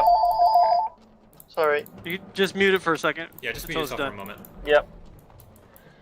Oh, it's done. Never mind. All right, and so now we see AL actually has taken the point swing again, and I think that's just because this is old Papi Nutz. Unfortunately, just they had a really good spot, right? They took out Kike early on, and they executed their strategy, and then they're like, now what? What do I do now? Which is it's a little tough. I mean, if they had killed Kokoro 5 minutes ago, or they had put a lot of pressure on Kokoro earlier, they might be okay. But now I think they're way behind. Yeah, definitely. Yeah. But if you notice, Sorry here, for the. it's okay. I was able to hide some militia and come back and take Madrid with militia, and now I'm going to raise Hanging Gardens. Yeah, and that's a hold it. nice sneaky move. Yeah, you got to do these sort of things when you can, because otherwise, Yep. Got to be creative. Now we see Ferkman gonna go rotate back to protect his city, Nutz' city again. It's just like no, go. Yeah. Go take the it's Inca player stupid. cities. Like I don't know, you can't fight the army. Yeah, it was no, it wasn't really unnecessary there. But I think just his army was already there, so he's like, forget it. Yeah, but he's gonna get crushed here. His army's tiny. He has no Yeah. heavy cavalry. But if you notice, my Tertio was able to kill almost all the heavy cavalry, so I did pretty good micro there with Tertios. Yeah, I'm at 37-28 right now. I think we'll see Oh, that I'm a little momentarily. But yes. Oh, okay. Yeah. Alright. Yeah. Would like to I'm see too advanced. Locky walk back, or not Locky. I would like to see Ferkman walk backward with his army, just try to kite a little bit. But yeah, you're right, Oldie. These Tertios are causing a lot of havoc, killing a lot of these heavy cavalry. And Locky, unfortunately, not microing them back. He really needs to save those because heavy cavalry are really important. Sorry, guys. 2 minutes. Okay, no worries. Just mute yourself and handle the call. Yeah. Alright. The fight looks like it's still going to go the way of Locky here. He just has way too much army, and I think the Ferkman could have be fighting this, but he's floating thousands of resources. It's really unfortunate here. But actually, Locky for some reason is backing off. I think the reasoning is he just doesn't want to lose his army advantage. He just has a lot of army, so that's fair, I guess. He doesn't want to lose that advantage that he has there. Yep. And Kokoro is kind of steamrolling Nutz here. I mean, that's to be expected because Nutz had to invest early in the aggression. He lost a bunch of fights, and Ferkman isn't here to support. Again, it's they held off that push momentarily, but like, how are you winning this game, right? Yeah. Yeah. Now it's the momentum shifts. Like I said, Locky's gonna age at some point. He's got Colossus army. He's gonna be able to do a lot of damage. So, and you let Kokoro boom along. It's just it's gonna be a bad spot here.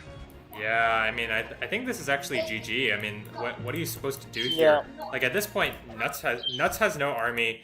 Oldie, you're pretty much dead. Yeah, I mean, I'm trying to rebuild here, but it's gonna take a while. Yeah, I mean, this is just the Ferkman just float. Look, what are these resources? Look at them. Yeah. Yeah. What are you doing? Yeah. Yeah. Anyways, enough of my raging here. But it's true. Yeah. True, At least at least you have diamonds.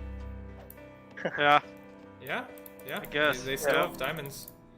But I mean, I think this game's over. I mean, Yeah, it's easy. there's not really Yeah, much to pretty much. do at this point because I mean, sure. We can fast forward if you want. I mean, we can let's stick it out through a little bit. We do Okay. see like Locky, Locky and Kokoro. They're points wise, they're still like floating only slightly above the other team. But I mean, this gap is gonna widen, right? Like, look at this army Yeah. for Locky. Yeah, it's huge. Yeah. It's proper Colossus army. He's got Monarch. Yeah, Kokoro also has a pretty good army, and He's got Milford. Doesn't have operations yet, but that's gonna come soon for Locky. it's just Ferkman's not And, spending his resources. I mean, Yeah, and they should have really just focused, like you guys said. Frickman had a big opportunity there. Could have went and sacked Locky, really hurt him. If nothing else, kill the Colossus. Yeah. And now it's going to be too little, too late. Yeah, continual raids for Nutz here in the back. Still really good. Yep. But, you know, as soon as Locky's moving his army in now, some of his units are damaged, but he has over, I don't know, like 50 army units. And there's like nothing to defend here. Yeah. Yep. Yeah, I got, let's see. I've got 3 tertios. Yeah. And a president. Yeah. And a general. Yeah, you've got 2 arquebusiers that are just chilling Yeah. over there. Yeah. Just chilling, yeah. Oh, you've got a heavy cavalry too in the left corner. Somewhere, probably was raiding, doing something. Yeah. I just forgot about him. Alright, this army's impossible to fight, and now Kokoro at this point is gonna steamroll too. Yeah. Yeah, it's gonna be like I said, too little, too late here. Yeah. Alright, and now now I think it is time to fast forward because I mean I just don't see a way for it. I'm gonna fast forward here.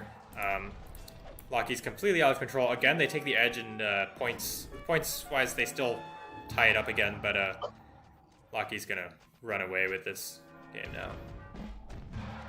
Yeah, I mean, we're able to hang a little bit, you know, with microing decent, every time I tried to get my economy back, he would just come in and sack. It was just very frustrating. Yeah. So it was just, I was trying to stall, but they just couldn't make any move on Kokoro. Just couldn't happen, so.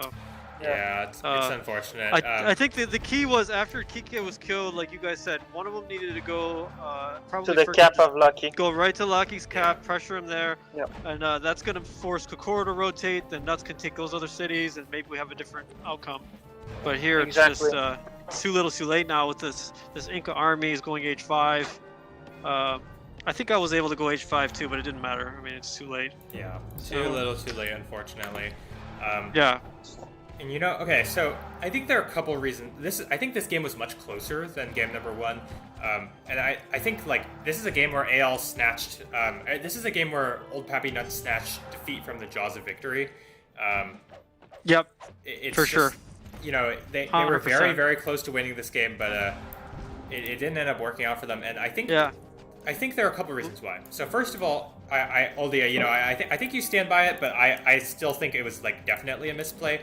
Going for a booming game against Inca is just really not good, especially when you see they go Colossus. You just can't boom against it. Like you have to understand you're not gonna outboom. It just, again, my intention was to try to keep with them as long as you can and let the other side kill, but the other side just couldn't kill. So yeah, what I'm saying is the reason they couldn't kill. We saw a rotation with Locky with a lot of cavalry over, and that's because you couldn't keep him in his own cities. You have to if you're going for that's commerce research, I would have loved to see a death spot. Like even though you're hurt in the later game, it doesn't. You just have to force Locky to make units and keep them at his own cities, or or what we mentioned, what you did briefly, but would love to see more of, just raiding in the back continuously, because basically you were I think somebody in the chat said you were playing Sims for a while. Yep. No, it was 100%. Yeah, that was the intent.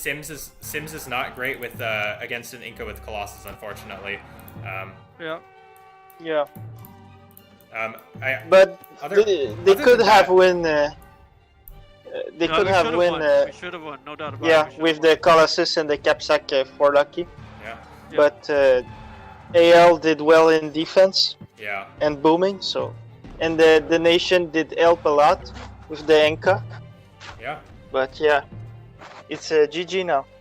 Yeah, that is going to be GG. I think the other problems were there were minor execution issues for Ferkman and Nutz. You know, we saw Nutz not spending his resources, nor Ferkman having an army in place. Like they had decent micro, but they weren't microing their macro, if you will, well enough, and so those are minor edges. They still managed to kill Kike, but in the end, you know, eventually they just weren't able to kill Kike fast enough, and then they ditched. Ferkman just ditched Nutz there, and they didn't kill Kokoro, which they should have while olddirtyh was stalling. Yep. And you know, it's just unfortunately for them, just 2 opportunities to take that game, and now this game's going to go on for a while, but Boom is completely out of control.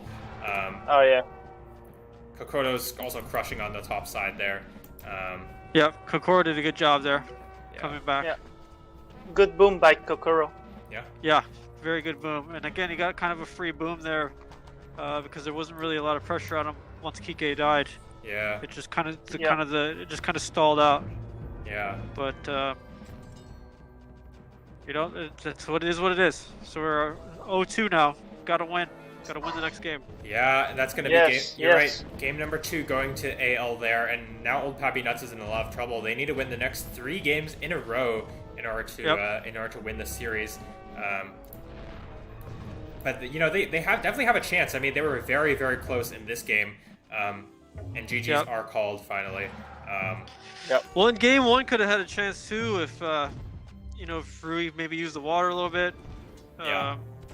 But now it's just tough break.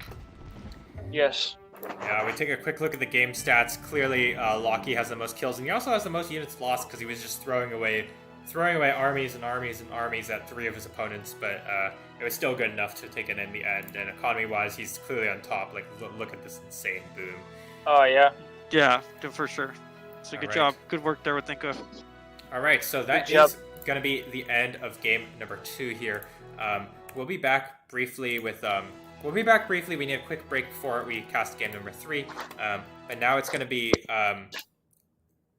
It's going to be 2-0 in favor of AL. So stick around. We'll be back very soon.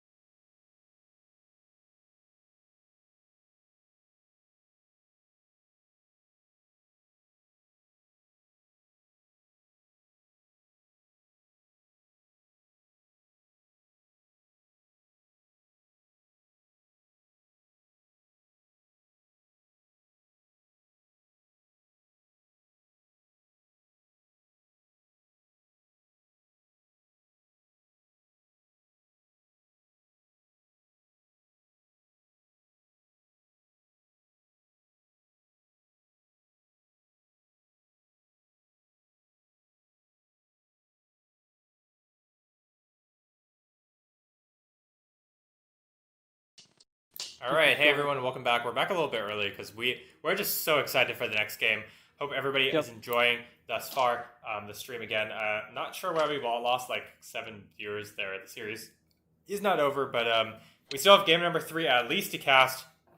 And yeah, if we take a look at the pick nations and the banned nations already, now the nations are starting to dry up a little bit. We're running out of good nations to pick. So, but there are still definitely a couple of good ones on the menu.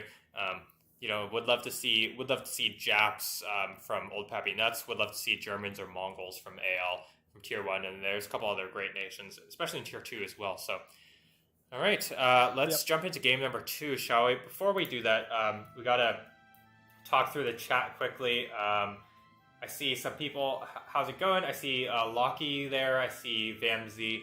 I see somebody named Hugo Mendoza. Is that Alucard? No, wait. That Mauricio's Alucard, it looks like. Yeah, I think Mauricio's Alucard. I think it's AL Hugo. I think AL Hugo. Alejandro Gonzalez and David Daly. Hope everybody is doing well. Glad everybody is enjoying the stream thus far. All right, let's jump into game David Daly, that's here. Serengeti. Serengeti's there. Oh, I gotta load. Oops. Oh no. You there? Hello? Hold on. Okay, hold on. I gotta switch over different scenes here. All right, game number 3 of AL versus Old Papi Nutz here. Aldi. Yep. All right. Okay, I'm ready. 3, 2, 1, go. All right, so this is gonna looks like it's Old World, and let's take a quick look at the players and their nations. For AL, we've got Lockie with Americans, Kokoto with Germans, and Kike with Chinese. They're against Oldie with Persians, Ferkman with Turks, and Rui with Chinese. Who do you think has the edge in this matchup, Oldie? As far as nations go, that Germans Americans is a nice combination. You got the mirrored Chinese; they kind of cancel each other out. Yeah. But the Turks can be good if you can get a. Obviously they have that early rush ability. They can even do like an early medieval rush. I mean, Turks can be dangerous any time in the game. And the Persians are nice. I mean, yeah, I'm with you. I prefer Indians, but we already used Indians. Yeah, of course. So I had to go with the only other. I wanted to get some elephant nations. So. Yeah, when you need elephants, you got them elephants. You got to go with Persians. Yep. Yeah, Persians got your back. And actually, Old World's a good map for Persians too, because they get a lot of good gold bonuses, so you can help with your income. Definitely. And I think I would give the slight edge here to AL. I think Germans are pretty solid. But I will say, Turks is a pretty good counter to Americans. Americans are a little on the slow side. They get a lot of speed in classical age. A lot of their power comes from getting the instant wonder as well as free government. Those bonuses aren't super great when you put up your Colossus and then your capital sacks, Yeah, exactly. That's tough, yeah. So Turks is definitely a nice pickup there. I think Old Papi Nutz is probably glad that they were able to pick Turks into the Americans game. Because Turks is a pretty good counter with quotes against Americans. But Germans are pretty fast, and Chinese have those large cities, which is tough for a Turks player to fight. So it's not clear immediately who has the better nations. But I think I give the slight edge to AL just because I think Chinese and Persians don't super synergize well with Turks. I don't know. I think I'm just not the biggest fan of Chinese as a nation, but I understand a lot of other people have success with them. So, Yep. A lot of players love Chinese. I think they have their bonuses. Just depends on your playstyle. Yeah. I mean, I don't know, man. Like, it's just like I feel like Chinese. To me, their best bonuses are they have it's like. I like to think of it this way. They have a couple of like random bonuses, like seemingly random bonuses. They have the large cities, they have the cheaper science research, they have the pretty good light infantry, and then they also have the science research cheap discount. They're all kind of like random bonuses, and some nations like Bantu, right? It feels like there's a bunch of random bonuses. They have extra cities, they have a lot of pop cap, and their infantry units are insanely fast. Like all of those bonuses are really good, like really really good. Whereas Chinese, like. All their bonuses are like okay, right? Like it's just like nothing insane. So that's why I prefer a bunch of other nations. But people can use Chinese pretty well. So I guess I'm not a super great Chinese player in that respect. All right, enough of me rambling about Chinese. Let's take a look at where the players have spawned. We have the green Chinese player on the left side here, AL_Kike. On the top side, we have the light blue Americans player, AL Lucky. And on the right side, we have the yellow Germans player, AL Kokoro. Facing off against them, it's old Papi Nutz. We have the red Chinese player, Rui. The blue Turks player, the Furkman. And the purple Persian player, olddirtyh. So pretty fortunate for the AL team to get the Americans player in the pocket. You always want to have your Americans player in the pocket because they're really good at booming and you don't want them too close to the front. But, you know, this situation setup is so that you can easily triple somebody, right? You put all your cities on one side, olddirtyh can just put up the production buildings on one side, and with a Chinese city as well as 2 other cities, you can pretty easily grab the territory easily and get close to your opponents for Turks. So, you know, I think it's anybody's game. What would you say, olddirtyh? Yeah, for sure. Yeah, I agree. It's just a matter of who can get in there early and make something happen. Yeah, and this is a ticking time bomb, right? If the Turks player doesn't kill the Americans player or deal critical damage to the other team, the American player is going to win in the long game. Because Americans, as we've seen in the past, are really, really good at booming. So. Yeah, like you said, you get the free wonder, so you can get the Colossus or Hanging Gardens real fast. And then all your universities, you get 1 free scholar, which is nice. Plus the free governments. Yeah, they can be really dangerous, especially going into Gunpowder Age. They're really, really dangerous. Yeah, definitely. We do see some libraries going up. Let's take a quick look at the ruin counts here. So this time, it looks like the ruins are fairly even overall. AL has slightly more ruins, but for the most part, it's pretty much the same. But if we do look at speed-wise, like look at the food collected, it's actually AL that has the edge, timber as well as timber. So it looks like AL is going to have a speed advantage early on. Let's see what sort of techs come out for each of the players. I'm expecting all these players are pretty spread out so far, so I'm expecting to see some Commerce 1s getting thrown down. German player, library is a little late. Americans player already finishing up the Commerce 1 research. olddirtyh, can you hear me? Yeah, sorry, I'm just muting intermittently. Okay, no worries. Chinese player is actually going to go for Civic 1 to try and grab this Relics, it looks like. Yeah, which is probably going to be a good choice there. Unfortunately, it does bring him closer to the Turks player, but still can be good there. And we can talk about a good spot. Yeah, let's talk about the rares quickly. So for the AL team, they've got Relics, they've got Horses. Those are kind of contestable because they're right in the border. Above Shanghai, there's Obsidian and Papi. Chinese player are going to be happy about that. There's Silver below Washington. And on the right side, there's Salt as well. Americans player pretty happy about that. Furs as well. Gems and Amber next to near Berlin. On the other side, for old Papi Nutz, they've got Dye, Citrus, Wine, Silk, Peacocks. We do see a pause here momentarily.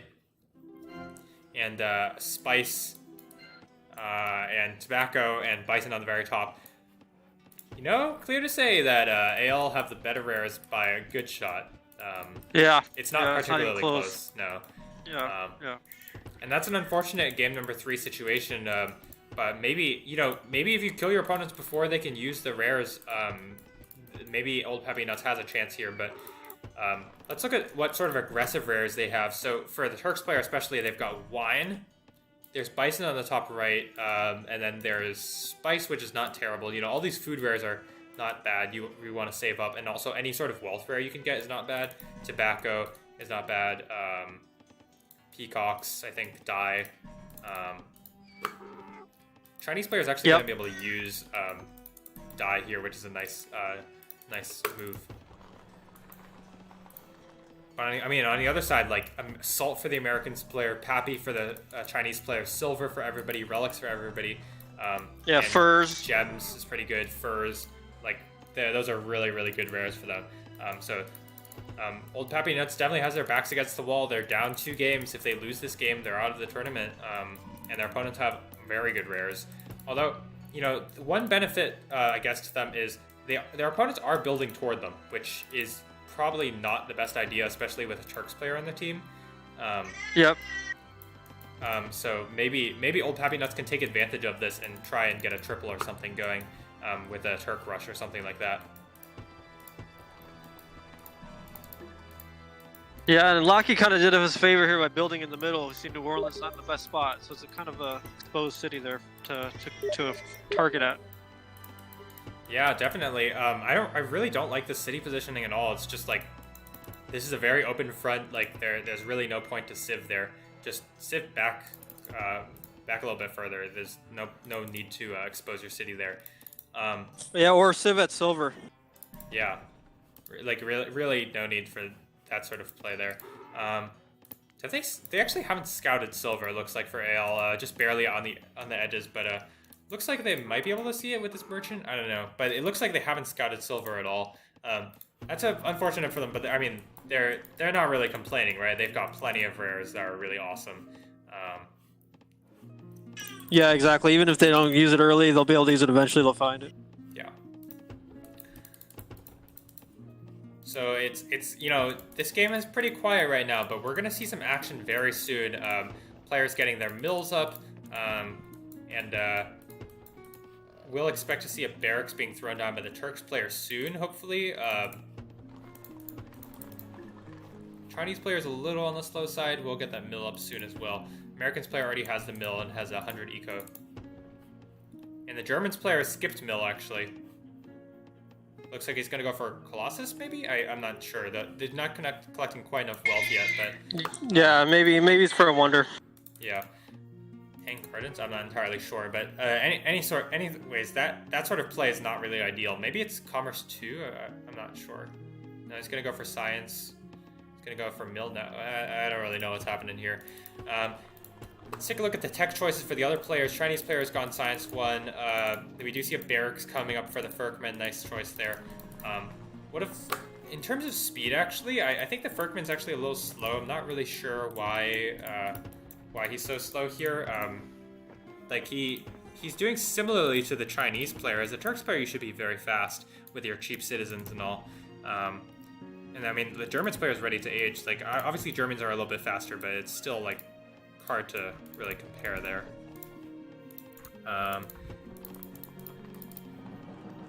Not sure what this tower here is going to do for Rui. I guess it's trying to stop raiders, but raiders come through the other way. Not really sure. And Oldie's going to go for Civic 2 with Dai. You know, it's not bad, right?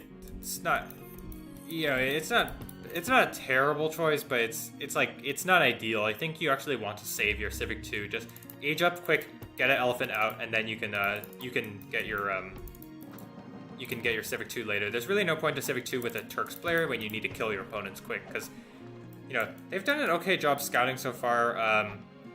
I can't really see in the backlines, but with relics already, they should know. Like AL has some pretty solid rares themselves, so yeah, it looks like actually neither team doing a particularly great job scouting, fortunately for them. Do see some units skirmishing on the front line here. Rui, nice job using his citizens to fight off these slingers. I would like to see him micro this citizen back so it doesn't die. No, he's just gonna let it die. Okay. And there's these archers here just trading fire. This citizen's also gonna get picked off. Poor decision making there for Rui. He really needs to save those units. Now he's gonna lose an archer as well because Lockie's actually target firing. No, he's not. Just kidding. Looks like they're just gonna trade here. Looks like Lockie's gonna be the one to lose an archer.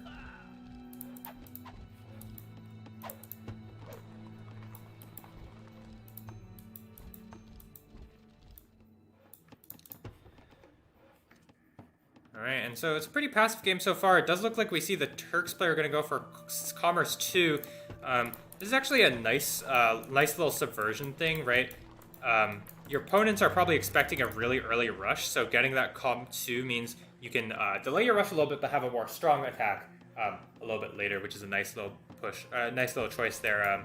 Could do a nice little expectation subversion. Do you see here Kokoto's gone for Science 2 in Ancient using Papi, it looks like. I don't really like that choice. Just because, you know, you're up against Turks. Your Turks player is actually right across from you, so really no need to take that risk. Just age up. You can get your Science later. It'll be really cheap regardless. And if we look at the Germans player, has gone for Commerce 2 and Science 2. Again, this is just greedy play, and we'll see if the Turks player can punish this. Is aging up now. Would love to see some aggression coming up, but again, he's just a little on the slow side. I don't really know what he's up to. American player is actually going to go for Hanging Gardens. I think this is a wise choice. Colossus in this spot is not great because you won't be able to use you won't be able to leverage the advantage that early. This way, you can just skip building universities for a while and get that knowledge income sky high. Although it does cost you a lot of food, which is a big bummer. Yeah, but it's nice to get the Hanging Gardens here from Americans is really nice. I think that's going to help him boom a bit. Lockheed's in a safe spot, except for this front city, New Orleans. That, like you said, I didn't really like that spot. Yeah, there are a lot of units here. Let's see if we can put pressure there. Yeah. Yeah, they're all garrison. There are a lot of units there, but Turks player with the Commerce 2, currently not making super great use of it. I would love to see another woodcutter camp get thrown down, because otherwise, what did you go Commerce 2 for? Just 20 more food income. And would love to see. It's definitely interesting to see what the Turks player can do to punish it. Ferkman asks Despot, and Rui says no. No, I disagree, Rui. You definitely go Despot. What are you talking about here? Yeah, I'm not sure why he's no there. Despot would have been better play. Yeah, I don't really know why they're talking about going Senator here. Clearly, you need to rush against the Americans player who already has the Wonder down. And this is still like it's a slow Turk push. Yeah, it's pretty slow because he did go Com 2, and he still needs to max out the eco. He needs to pump out a bunch more citizens, get a mine going, get another woodcutter camp going, get him one more farm going, and then start rolling here. Yep. Yeah, I agree. That would be the little slow on the Turk side, but I think the idea was early age 3 push, so maybe that's why. Yeah, but I mean, still, at that point, you can still do it with Despot. So I mean, whatever. Yeah, I think a Despot would be good, but yeah, it's I don't really know what the plan is here.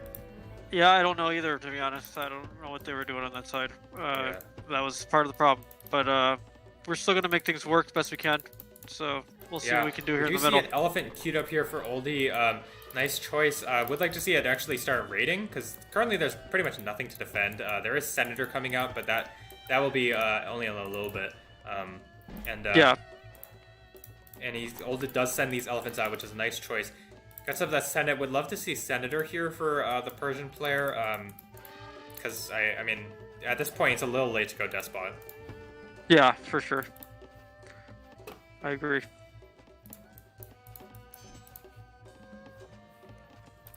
There's really no reason to go Despot here. Yeah, nice little raid for old here. Kokoto does have the Senator now, and he might be able to at least push back one of these elephants. But 2 elephants is much harder to deal with. I mean, these infantry units, there's a lot of infantry here, but I mean, these elephants are causing some havoc.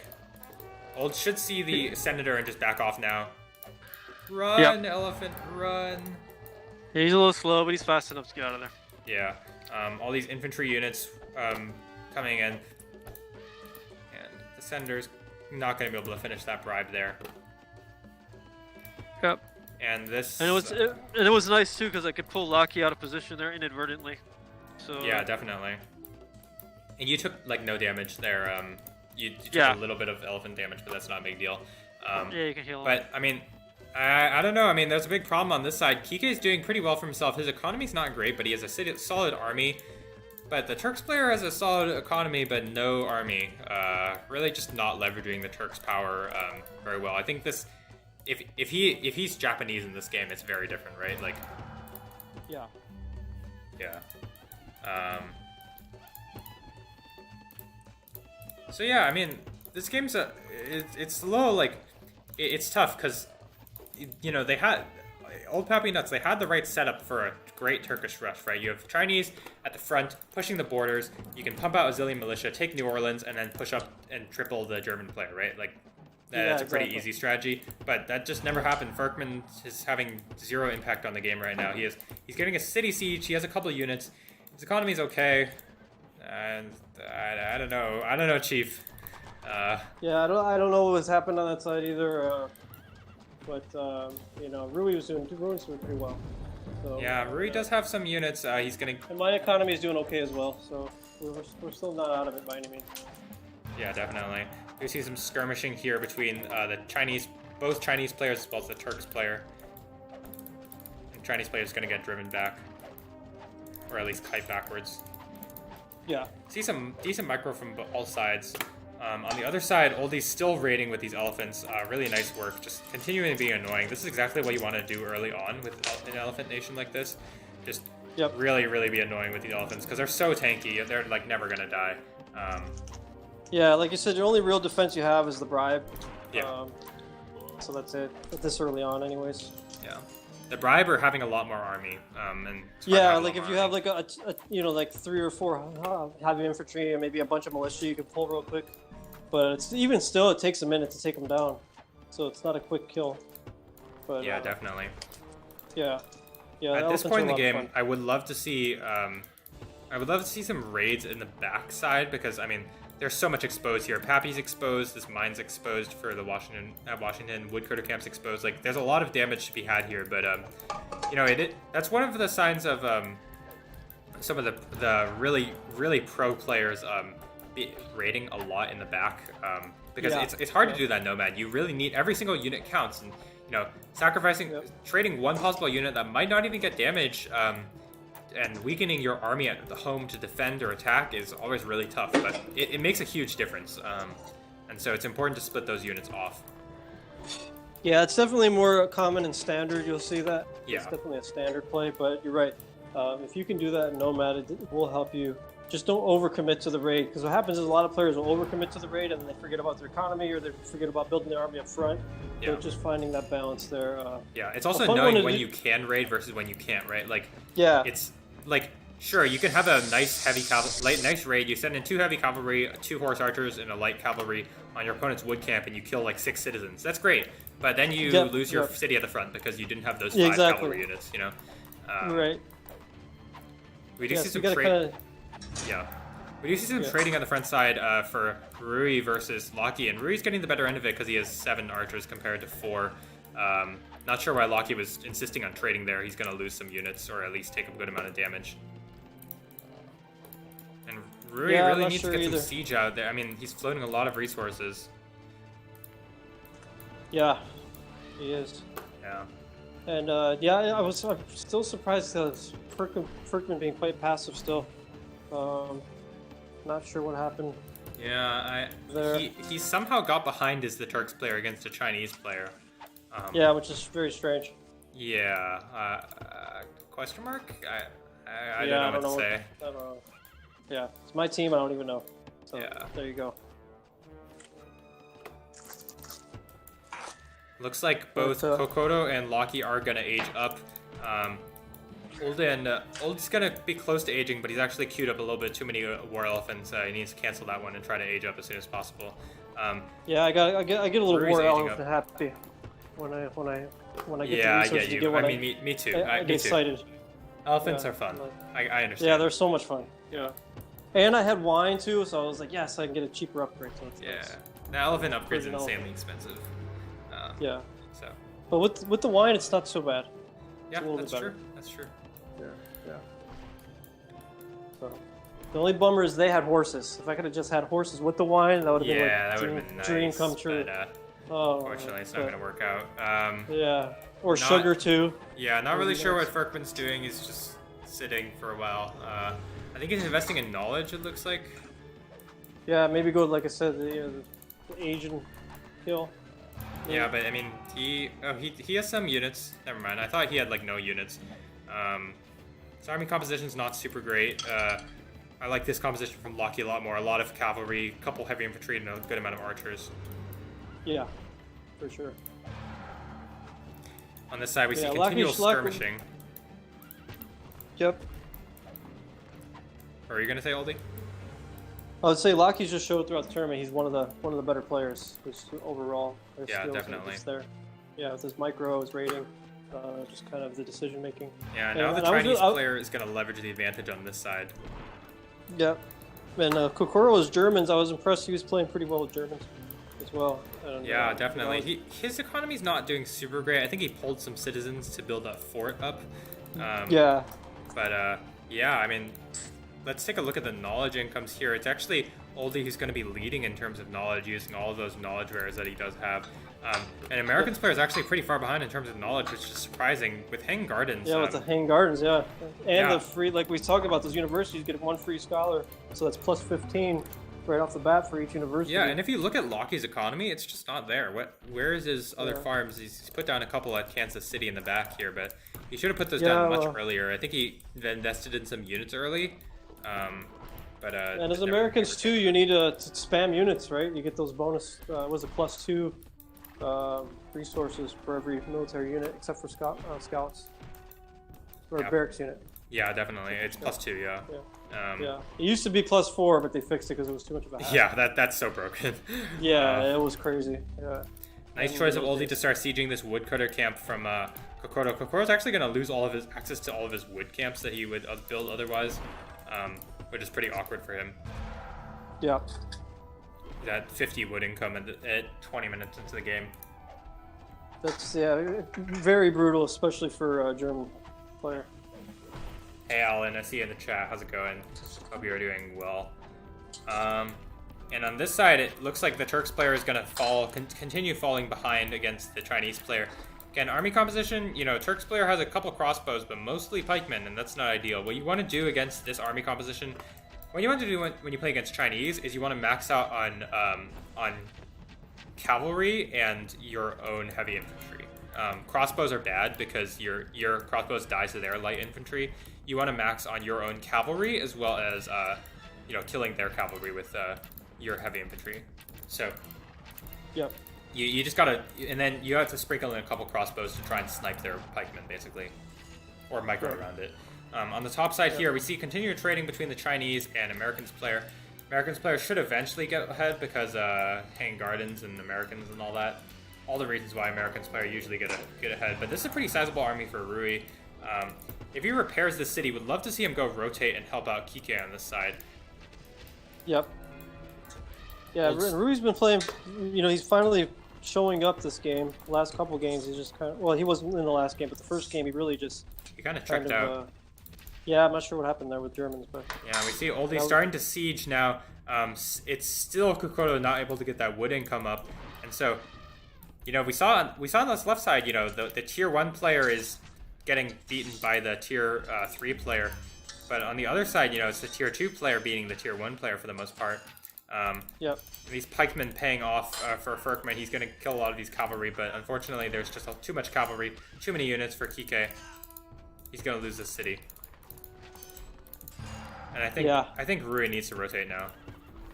Yeah, this is great work from Kike here. I completely did not expect this at all. Yeah, I don't really know what Ferkman's doing. He's pulled some militia now, but he's going to lose this battle. Yeah, I'm not quite sure what happened there either. Like I said, I was focused on the other side. I didn't really see what was going on over there. Yeah. I think he just got a little passive because Rui likes to play safe. And so I think Rui got in his head a little bit, and he got too safe, and then now it's just... Turks, you don't want to be safe. You got to be aggressive. I understand you can boom a little bit. Like I said, maybe go for an H3 or maybe play to the gunpowder or whatever, but you got to have a plan and execute the plan. And I think Ferkman just got kind of caught, didn't really know what to do. Yeah, and I mean, that trade definitely favored Kike there. He lost big time. a lot. Big time. Ferkman lost a lot more units. And, I mean, his economy, he went senator with Com 2, but his economy is just not there. He only has 3 farms, or only has 3 farms at the city, so 8 farms overall. I mean, I don't know, Chief. You don't go Com 2 unless you can max out. Does look like Rui's going to actually win this side, surprisingly, against the Americans player. Nice work from him. Looks like the Americans player has been investing a little bit too much in library, and he's actually going to take the city of New Orleans there. That's a nice city to take, because now they can go and pressure the German capital, or German city of Holland. And I can easily rotate over there and help too in New Orleans, so that was a perfect situation there. And olddirtyh here, I love this army composition. I have to compliment you on it. 8 elephants, 2 scouts, and some random infantry units. Nice work. Yeah. Nice work. Thank you. I love my elephants. Probably needed maybe 2 more scouts, but whatever. I mean, you're doing well. You actually need more crossbows, is what you need, because these spies are gonna do some work here. Yeah. That's a single bribe already. Yep. Second bribe going down. And your other scout is just too far back. That's why you're losing units. Two bribes down. That's definitely painful, but I think that you can still win this fight. On this side, I mean, Rui's crushing and Kike's also crushing. So looks like I mean, it does look like Old Papi Nutz is actually ahead, despite the lackluster rares compared to their opponents, and also the awkward situation and your tier 1 player not doing much. Despite that, you're still doing well.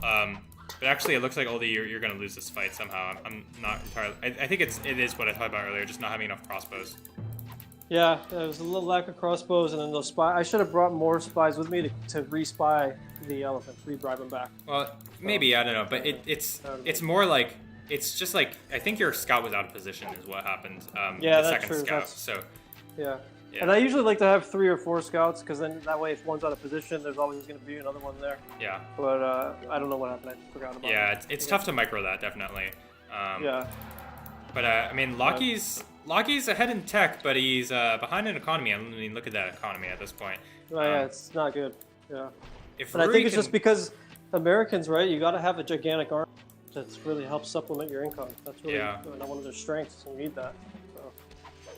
The Rui's doing well right here, for now anyways. Yeah, but I mean now we see Kike gonna start pressing in on this side from the city of Babayski, I don't know.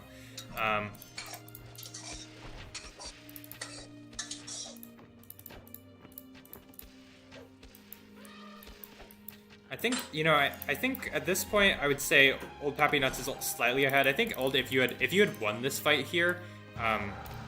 On the top side, you would be way ahead, but now I think you're just like a little bit ahead. I don't think, but I props to your team for sticking it out and playing it despite the big disadvantage that you guys had in terms of rares. Now it's not immediately clear what you should do because Kike is pressing in from the left side with a massive army. He's gonna have mill 3 in armor. Ferkman's out of commission right now. He's like sleeping. I don't really know what he's doing. He needs to make units. I'm not sure what happened. Yeah, I think he just got put on his heels and just couldn't get his momentum going. I mean, fortunately, like I said, we have New Orleans in the middle. It's kind of a point that we can keep poking in there and using that as a strategic point. So that's helped us. Blocky kind of does a favor there. But other than that, the left side is definitely in trouble. Yeah, like, you know what I want to say? Have we seen a siege factory put down for the Turks player at any point this game? It's a good question. I don't know. I don't think so. I'm pretty sure we haven't seen anything. No. That's a good question.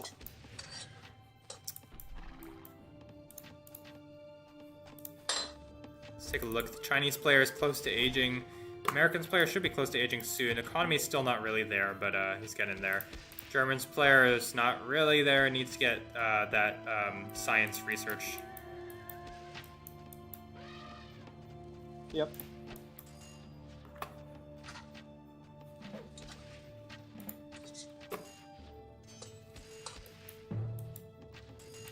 And again, we see another pretty scrappy game for both sides. Yep. Rui looks like he did rotate bottom. So now he's gonna try and crunch the army here of Kike. Kike is fighting it out. Yep. Kike's definitely MVP of AL right now. Yeah, I mean, he's kiting backwards, he's dealing a lot of damage. Looks like Rui just doesn't have enough knights to make an impact. And actually, he's pop capped, so that's his problem. Yep. And so he can't make any more units. And actually, I mean, this city... They might be able to take the city back, but they're losing a lot of units here. All these fire lances, the longer they stay there and heal, the better it is for Kike. Yep. And they have good range, those fire lances. And we see more bribes going down for Kokoto. Unfortunately, olddirtyh, it looks like you got a bunch more of your elephants bribed, which really sucks. Yeah, it's frustrating. But I think I was able to bribe some back. I think I finally did at some point. Yeah, now we see it's... I mean, at this point, it is... This is a Turk city getting re-assimilated, so it's really, really fast timer. Yeah, it's funny. Yeah. Look at that number go. Number go brr. Imagine if you had a comrade. It'd be like instant. Yeah. Instant assimilation. Definitely. But it does look like Rui was able to win that fight, and now if he presses on this side, maybe he can make something happen. If he takes the city of Lonzo, I think that's a big deal, because that's all those scholars gone, that's the horses, well actually there's no scholars here, that's all these granaries, the farms here, I mean. That'll set back Kike quite a bit. But on the other side, Loki's had plenty of time to boom up, and he hasn't done a super great job of booming up, unfortunately. Not really sure why this eco is still so low. German's player does have a pretty good army, and olddirtyh, you've got some army yourself, but still not amazing size army here. Yeah, I think losing those elephants hurt. Yeah, and olddirtyh, dude, my dude, come on, get those smelters. Fuck. Painful. Here it comes. Yeah, it happens. No worries. And here, this is a bit of a mistake from Rui. He knew the army was on the left side here at Tanzhou, so he should have just walked in onto Lonzo here and just stopped a eventual rotation from Kike. And similarly, yeah. Fergman should have started sieging at Tanzhou because he knows now Kike has rotated to Lonzo on the top. Fergman does finally put down some siege factories. Yep. And that's actually not the worst thing, because he's still going to get the use of them. It's not like he lost siege and then has, No, yeah. That's true. We do see here Loki with a couple units. I don't think it's going to make... this is a nice little army, small, but still okay. I don't think it's going to super help here, but it could be okay. They do actually take back the city. And I think that's because... Yeah, I think that's because Rui had no pikemen. Yep. And, He went heavy in the fire lances, I think. Yeah. And, fire lances are a good unit, but they're no good when you don't have any pikemen. Yeah. So. Yeah, you need some pikemen for sure to help supplement them. On this side, olddirtyh, I think you can actually fight the army here for Kokoto. Heavy infantry are good against elephants, but he only has 4 spies, and you have 2 scouts. Or wait, I think you had another scout. Okay, maybe not. I got sniped. Yeah, I might have got sniped. But you can probably fight this still, I think. Just micro your elephants backwards and snipe. Yeah, ranged elephants are great because you can. Yeah, and that looks like that's what you're doing, and you're also here with Rui as well. I'm just gonna try to fight it out. Yep. And Kokoto wisely is like, okay, yep, I'm out of here. I'm gonna head out. Yeah, don't suicide. Yeah. No reason. Wise choice.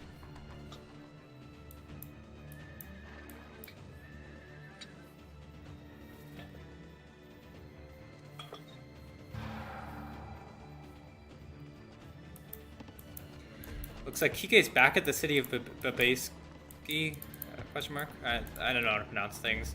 Yeah, Babeski maybe. I don't know, yeah. And, oh no, Ferkman, no. Commerce 3, no. Yeah. No. Not sure about that. Why? No, don't do that.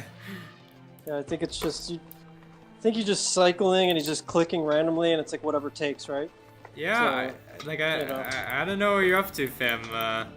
Just tab, click, click, click, tab, click. That's what yeah, and Rui says in your team's chat just defend, but I mean, defending is good, but you're gonna get out boomed eventually by the Americans. Yeah, player. we gotta push at some point, right? Yeah, you gotta push them. If you can get some nice rotations, you can. But so far, you guys have not.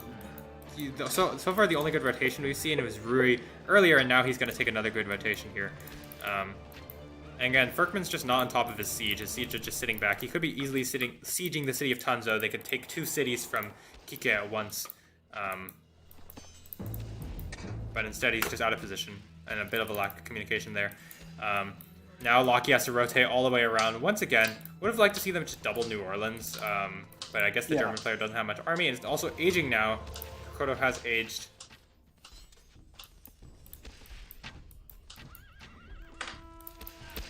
And it looks like Rui's going to walk over this army from Kike. Kike doing, again, this is exactly what you want to do. You just want to kite backwards, force your opponent to accidentally shoot at the tower with their infantry or shoot at citizens or something, and just try to get as many good trades as possible and wait for reinforcements, which are coming, but I don't know. The city looks like it's going to go down. And this is Ferkman just letting his opponents stay a little too tight. Obviously, you see the armies from from Kike and Locky at the top, so just walk in on Tanzo, snipe these relics merchants, and then get out. You know, there's really no need to let your opponent just keep the city. And also, you should go top now to fight. Oh, man's sleeping, I guess. Yeah. Very lackluster.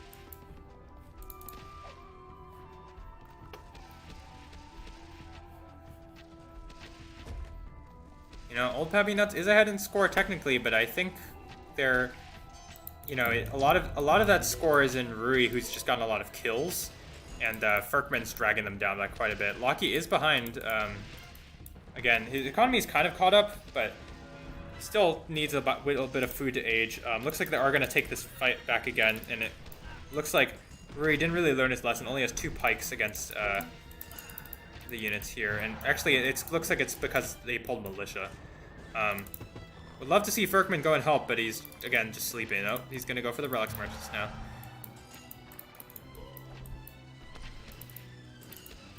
Yeah, unfortunately, it's just too passive from Turks. Yeah, like, well, it's not even passive. It's just like, I don't know what you're doing. Like, what, you have this army, your ally's getting doubled. You're just sitting here. I don't know. Yeah, just out of position. Yeah. Yeah. It's like not even. He's out of position, yes, but he's also just like sleeping, like I don't know. Yeah. Not entirely sure what's happening here. On the right side, German's player has aged. Economy's fine, needs a little bit more wealth income. Old's economy is also fine, needs a little bit more padding around the edges, but they both have pretty large armies, and these elephants are very good. So in gunpowder age, so yeah, the Mahouts are very strong. Does look like Ferkman's finally here to join the party. Should have come way earlier. I think they would easily take this fight earlier. Yeah. But it's look like it's gonna pay off here. Yeah. Lonzo is reduced. Ferkman makes Javelineers, which are terrible units. But, I mean, their bodies, I guess, question mark? Well, they can turn into Janissaries eventually. Yeah, looks like the city is taken finally. And would love to see Ferkman start raising stuff and also raid these relics merchants. Oh, actually, attrition's killing them already, so it's fine. Yep. So it looks like Old Papi Nutz is ahead in this game. You know, maybe they can make something happen. Yeah, they're starting to push now. Finally on the left side, Shanghai could be in trouble here. And you know, now is the time of the. This is the point in the game where Persians really hit their power spike in Gunpowder Age. Not only do you have these insane elephants, obviously Gunpowder elephants are among the best elephants. I mean, all the elephants are awesome. But also, you know, heavy infantry that are ranged in Gunpowder Age are really, really good. So, this is one of the biggest power spikes. Would love to see Old get Monarch, but I know you love Democracy, so maybe you'll get Democracy. Although I think that if you did, that would be a big mistake, because Monarch with Persians are really good. Anyways, it does look like you guys are crushing this side. Kike has actually fallen way behind in score. His economy's not there. Finally, the Americans player ages, has a decent economy, but the army's not really there. He's going to go for Monarch, which I like. But Shanghai is going to start getting sieged. And Kike is going to age, but his age is going to get canceled because he doesn't have a second library. There's no temple here in Shanghai, and you know, I got to hand it to this one to Rui. I think he was the one that rotated and made things happen. Took that early American city and also just fought 2v1 for a while. And the capital does go down. Shanghai is taken. That looks like GG to me. That looks like one game going the way of Old Papi Nutz, maybe, but the game's not quite over. Americans player still has a pretty good economy and boom going, but Oldie, it looks like you've won this battle on this top side. Yeah, for the most part, and that New Orleans was a critical city, honestly. You know, Rui able to take that because I can rotate right there, and it gives me a lot of flat land there to attack Bond from, which is nice. Yeah, definitely. Yeah. You know, this is... Oh, it looks like you are going for Democracy. Oldie, come on. I know you love Democracy, but... definitely Monarch here. I need the healing. So, I want to heal my troops. I got a bigger army anyways. Well, That's fair. temporarily. Yeah, I mean, it's. I don't think it's going to matter here. And Yeah. nice choice from Ferkman, going to go for Forbidden City there. And Yep. Locky maybe can make something happen. He does have Mill 4, and has a pretty good army. He's actually, I think he bribed the Fire Lance earlier, which is why he has a random Fire Lance in his army. Yeah. But now Kokoro has no army. He's at 57 population. And Yeah, Kiki's that's. Although Kokoro's economy is doing well. Yeah? Oh. Okay, alright.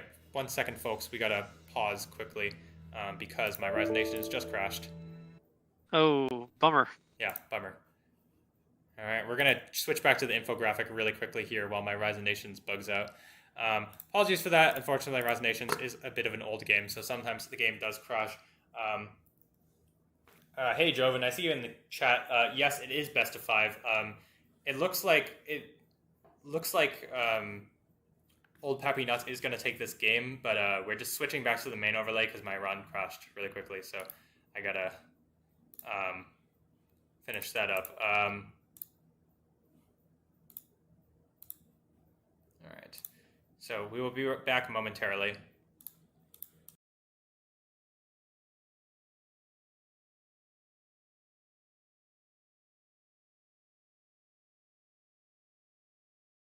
I mean, you can see the momentum basically. All right, yeah. So the momentum clearly was in the favor of Old Papi Nutz. So at the end of that game, they did win.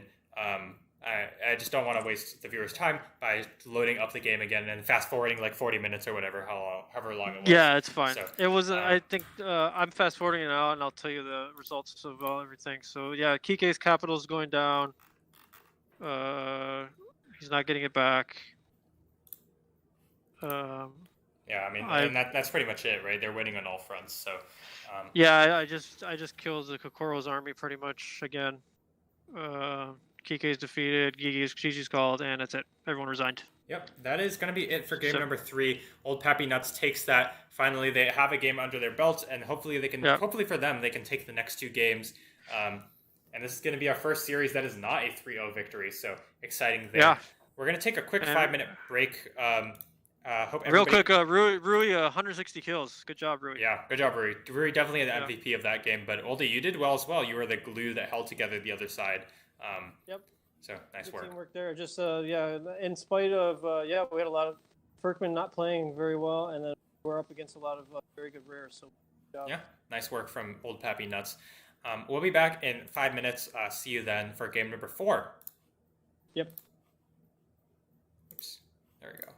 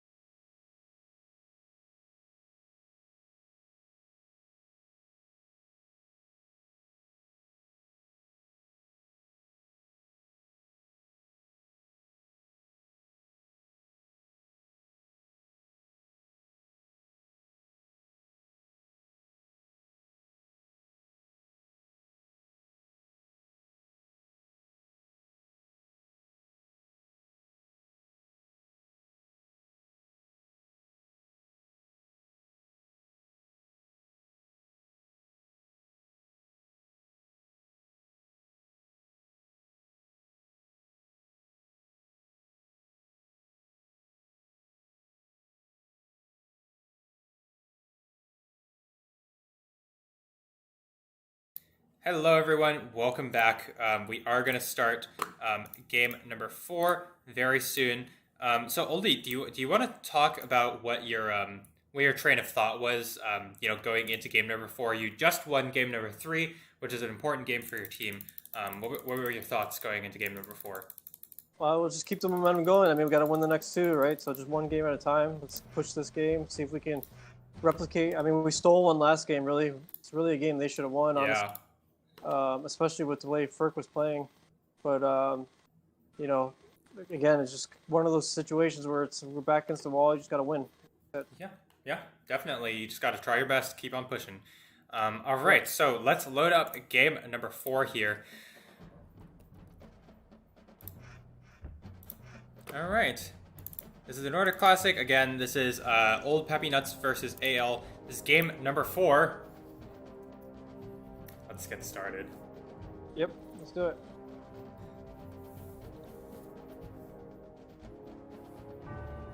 All right, I'm at 0 seconds when you're ready. Ready. 3, 2, 1, go. All right, so we are on Great Sahara, one of the more exciting maps here. Let's take a look at the players and their nations. Who we've got El Cocodo with Iroquois, Al-Laki with Spanish, Al-Kike with Mongols, and they're up against Rui with Nubians, olddirtyh with Japanese, and the Ferkwin with Maya. Pretty interesting set of picks. I actually, my opinion is I think the nations are pretty even here. Japs are always awesome, and especially on this map where every bit of speed is really, really important for Sahara. And Maya is also pretty solid. They have a great defensive bonuses, and then also they are pretty fast. And Nubians, if they can get a couple good rares, they could be really good. On the other side, though, Iroquois is awesome on this map. Just getting map control, getting those early raids in is really strong. Mongols also are very fast, and cavalry are especially good on this map because it's so open. And Spanish, is a good support nation. You can see the whole map, which is really nice. See all the rares, so you won't miss anything.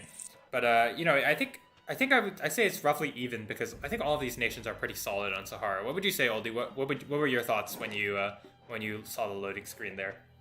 I'd say I give the slight edge to AL because Spanish is a big advantage in this map, especially with Iroquois and Mongols to go raid. So it was going to be a very frustrating situation. So I was like, all right, we got to defend, guys. Got to defend the rares. I know they're going to raid hard. So for that case, that's why I give the slight edge to them because of that Spanish. Just being able to raid on this map is just very frustrating. That's true, definitely. And that is exactly what you have to do. You have a Nubians player on your team. Your opponent is Spanish and Iroquois and Mongols. Clearly, they're going to raid your rares, so you just have to make sure you protect them as much as possible. I mean, the only thing you can really do to counter that is try and just get as much landmass as you can, so you can tower and get attrition or something like that. Well, it's just like you have to tower the correct things, not use the rares that are vulnerable, and then also send units to the right spot. And it's all about unit composition and where you send. Yeah, but I mean, it's such a guessing game. It's hard to, and it's really hard, it's a big. Definitely. There's so many rares too. It's like it just.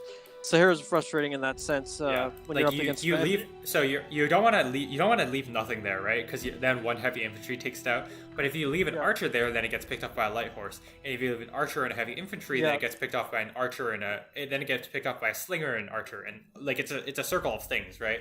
Exactly. And then you get later in the game, and then they bring a spy and they just bribe whatever you have there. Yeah, or if you put you put a heavy infantry, an archer, and a slinger there, and then they never raid it, and then you wasted those 3 units for a lot of the time. It's really tough. Let's look at where the players are located. This is going to be one of those rare Sahara games where nobody goes middle, and so this is looking like a standard map spawn. So let's take a look. On the left side, we have the red Mongols player Al-Kike. In the pocket, the green Spanish player Al-Laki. And on the right side, the yellow Iroquois player Al-Cocodo. On the far right, we have the purple Japanese player olddirtyh. And in the pocket, we have the light blue Nubian player Rui. And on the left side, we have the blue Mayan player, the Ferkman. So this is looking like a standard map spawn. I think both teams are pretty happy that they have their respective players in the pockets. You really want the Nubian player in the pocket, so they don't have to walk their merchants from all the way across the map. And Yep. you want the Spanish player in the pocket because they're a little slow compared to the other players. So, give them a little bit more space to breathe. And it looks like Rui's going to get some decent rares. Not the best, but not the worst either. Yeah, Citrus is a solid one. Looks like I'm not sure where this. Oh, he's gonna go for Die on the top. Yeah, that's the only one he's got so far. I'm not sure where this one. This one's going for Diamonds over there, which is a nice rare to have. Would love to see him go for Wine or Gems. Probably Wine though. Food is important. Yeah. And let's take a quick look at what the rune counts are here. Does look like AL have the better runes by far. Like, look at this. Just absolutely amazing scouting compared to the, unfortunately, kind of lackluster rune count for old Papi Nutz. Let's take a quick look at how they're scouting. Looks like Ferkman's got 2. Got 2, and then Rui's got 1, and then oldie, you've got 2. So it's just a bit unfortunate, Usually you would expect to see a little bit more runes for these players, but sometimes the luck isn't there, and the runes aren't there. Yeah, just sometimes it depends where the ruins are, and maybe you didn't put the right location for your scout or whatever. You know what happens. Yeah.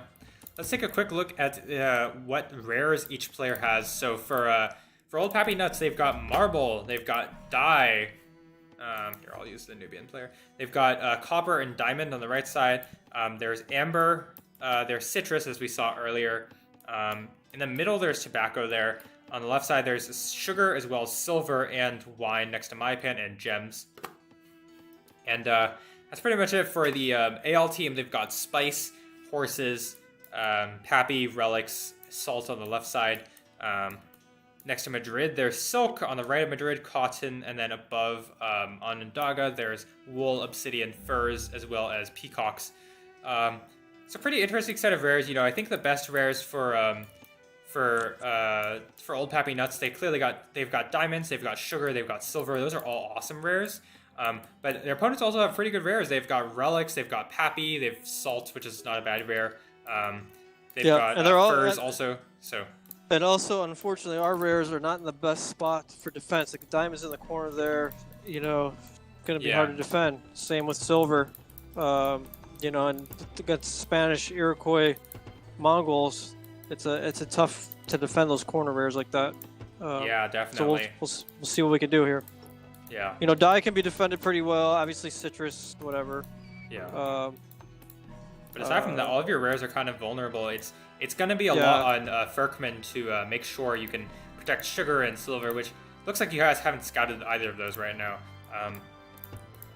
On the other side, let's take a look at the build orders. We see Commerce 1 finished and Civic 1 getting done. Pretty standard build orders thus far. Everybody going for Commerce, then Civic, looks like. Nothing out of the ordinary, which I think is a good choice. Looks like the mine players floating a bunch of resources should make more merchants, but isn't. Yep. Let's see, really building towards kind of the middle there. Yeah, just kind of a standard build here. Yeah. Nothing too exciting yet. And it looks like they're going to try and take the middle, which I think is a good choice. Getting all that access to wood, as well as a central position, is always nice. Yeah, and trying to take up mountains too, because metal can be tricky on this map. Yeah.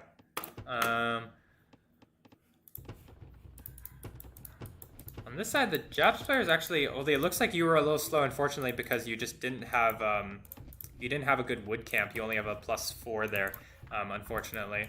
So but it's not too bad. Japs are still pretty fast even without it, but so I'm not too far behind. Yeah, definitely. And Rui says, "Protect gems, please." I think that's a crucial rare for them. For protect sure. Gems.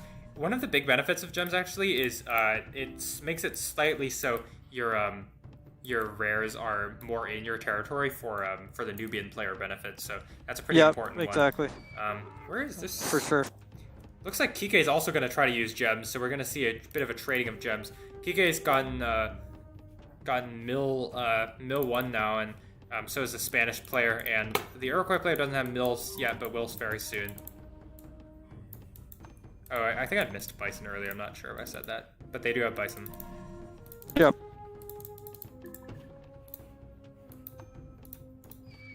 Would love to see a tower at Gems. That I think that's a really good pick. Yeah, there. especially with Mayan. Mayan towers are really good. Yeah. And I think he's sending a citizen over now, it looks like, to do that. Yeah.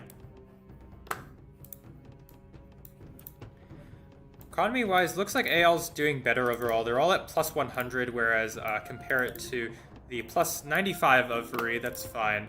Plus 90, plus 80 for Ferkman, not super great, and plus 83 and 70 for olddirtyh.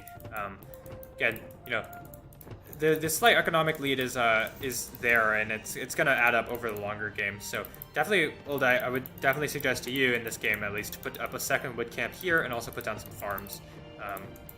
Yep. You got to get that income up.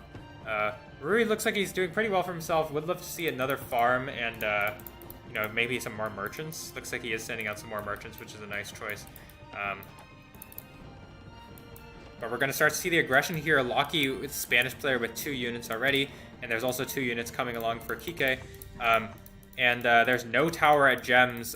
Looks like Ferkman's forgotten about the please defend Gems that Rui sent earlier. So Gems is actually going to get raided. That's a big deal. 3 merchants might be going down. There is an archer heading over, and a second archer as well for Ferkman. Nice move there. But Gems is actually going to get raided by the citizen. This Gems merchant might go down. Yeah, looks like it is. Yeah, at least one. Kind of awkward for Kike. Going to lose that merchant to the citizen. Yeah. Citizen might go down for pay with its life, but now there are slingers and archers here. Oh, wait. Where did the archer go? Oh, here. Now we see Ferkman's going to lose access to his wood camp. And this is, you know, just not super planning ahead for them. You know, it's just like you're clearly you're going to get raided, and Rui's just not really there to support. You don't have any towers at all. Pick a spot, choose a tower. Choose a tower spot, either your wood or the Gems, you know. Protect one of them. At least one tower up.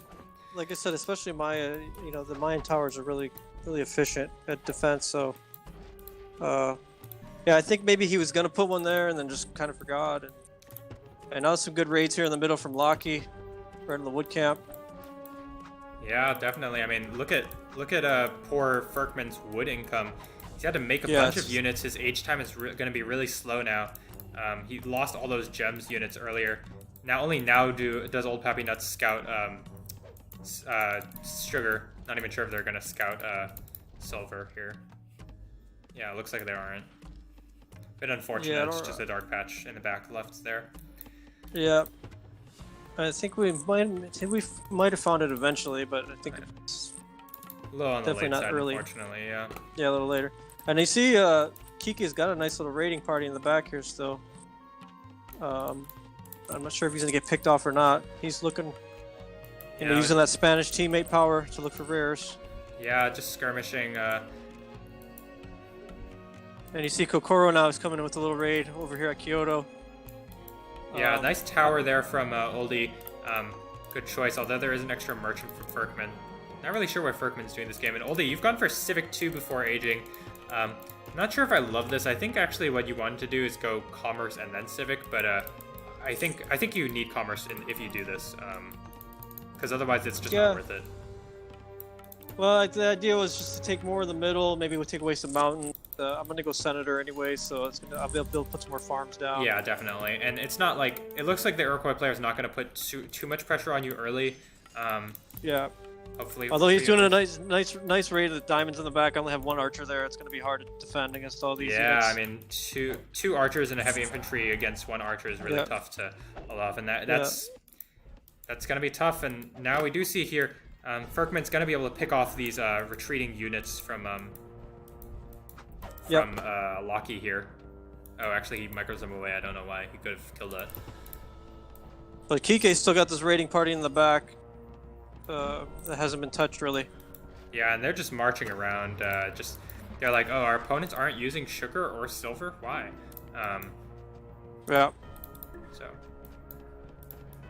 I think finally it looks like Rui's coming to sugar, but he's gonna walk right into these raiders, maybe. Yeah, I mean, it looks like they are on a collision course. Kike's actually microing around because he scouted a ruin, and now we see some more raiders coming out. Horse archer, light cavalry. This looks like a standard game to me, to be honest. Yeah, Pretty it felt like a interesting standard game. Yeah, it really felt like a standard game, just very fast and just kind of nonstop. Yeah, it's good raids by them, just constantly in your face, trying to harass. Yeah, let's take a quick look at the unit kills so far. Does look like AL have the edge here. Kokoro's killed 4, Kike's killed 4 and 1.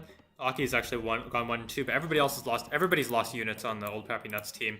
Looks like Oldie's gonna go for Hanging Gardens, which I don't mind. I think if you can stave off in the longer game, maybe you can get an advantage, but you still need to raid your opponents because they have relics, they have Papi. You know, you can't let them use those rares for a longer game. Yeah, you see Sugar is getting raided, and nothing there to defend. Yeah, it's pretty painful, unfortunately, for yeah, it's Rui. very painful. You know, I think Rui just hasn't made enough units or used them. Like, he has his units garrisoned in his cities. Like, why? He is rotating now, but it's just like, you know, you gotta park your units on the most important rares and just try it. You know, it's tough, but you gotta try and guess where your opponent's gonna go, because if they're Spanish, you gotta think from their perspective. What rares am I most likely to raid? Well, Gems is an easy one because it's just very close by. Although it looks like here, I'm not sure what this raiding party is gonna get done. This light horse is doing a lot of work. Yep, and they also have a nomad and some archers. So they're gonna take out Ferkman here.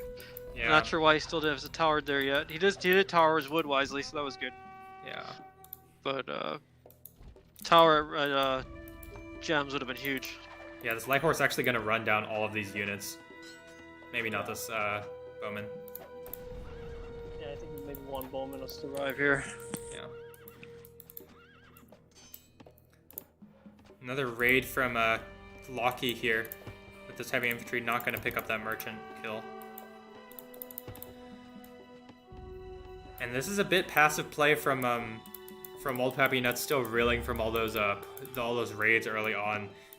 Yeah, it was just very frustrating. Trying to put out fires, but pretty much. And meanwhile, they're doing a great job of raiding and booming. You look at their libraries. I mean, they're moving right along very well. Kike 2-1-1-2, Kokoro 1-1-2-2, 2-1-1-2 from Locky. I mean, just huge. Yeah, I mean they're ahead in tech at this point. They're 200 points ahead this early, which is always a bad sign. Yeah, I was able to go get diamonds back temporarily here. I sent a couple light horses and an archer. But like we talked about, you know, before, all he's got to do is send a heavy cavalry, maybe 2 heavy cavalries, and that's going to, you know, take care of that. So it's just going to be a constant jockeying back and forth in that corner. And I think it's going to be, a lot of this game is going to be up to the Nubians player here, because... but you can see Sugar's getting raided again. This is very frustrating. Like, so frustrating. I mean, you know, it is definitely tough dealing with all of these things at once. But in this case, you know, Rui saw these archers walk past, right? He saw them going that way earlier. We saw them on camera, and they were walking past. Like, where does he not think they're going to Sugar? Like, right. And unfortunately for Old Papi Nutz, they still haven't scouted silver. That's like one of their best rares. Yeah, but I'm sure it would have got raided anyways. So it's like yeah. But I mean, it's still you know, if you can defend it and age up at the same time, you know, it's a big deal. Yep, for sure.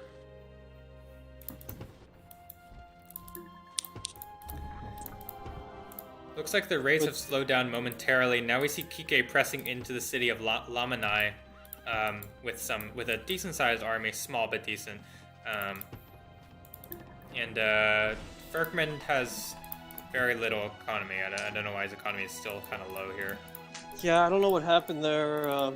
You know, he went into the game talking about, you know, he wanted to defend. He's like, I'm going to defend, you know, and counter.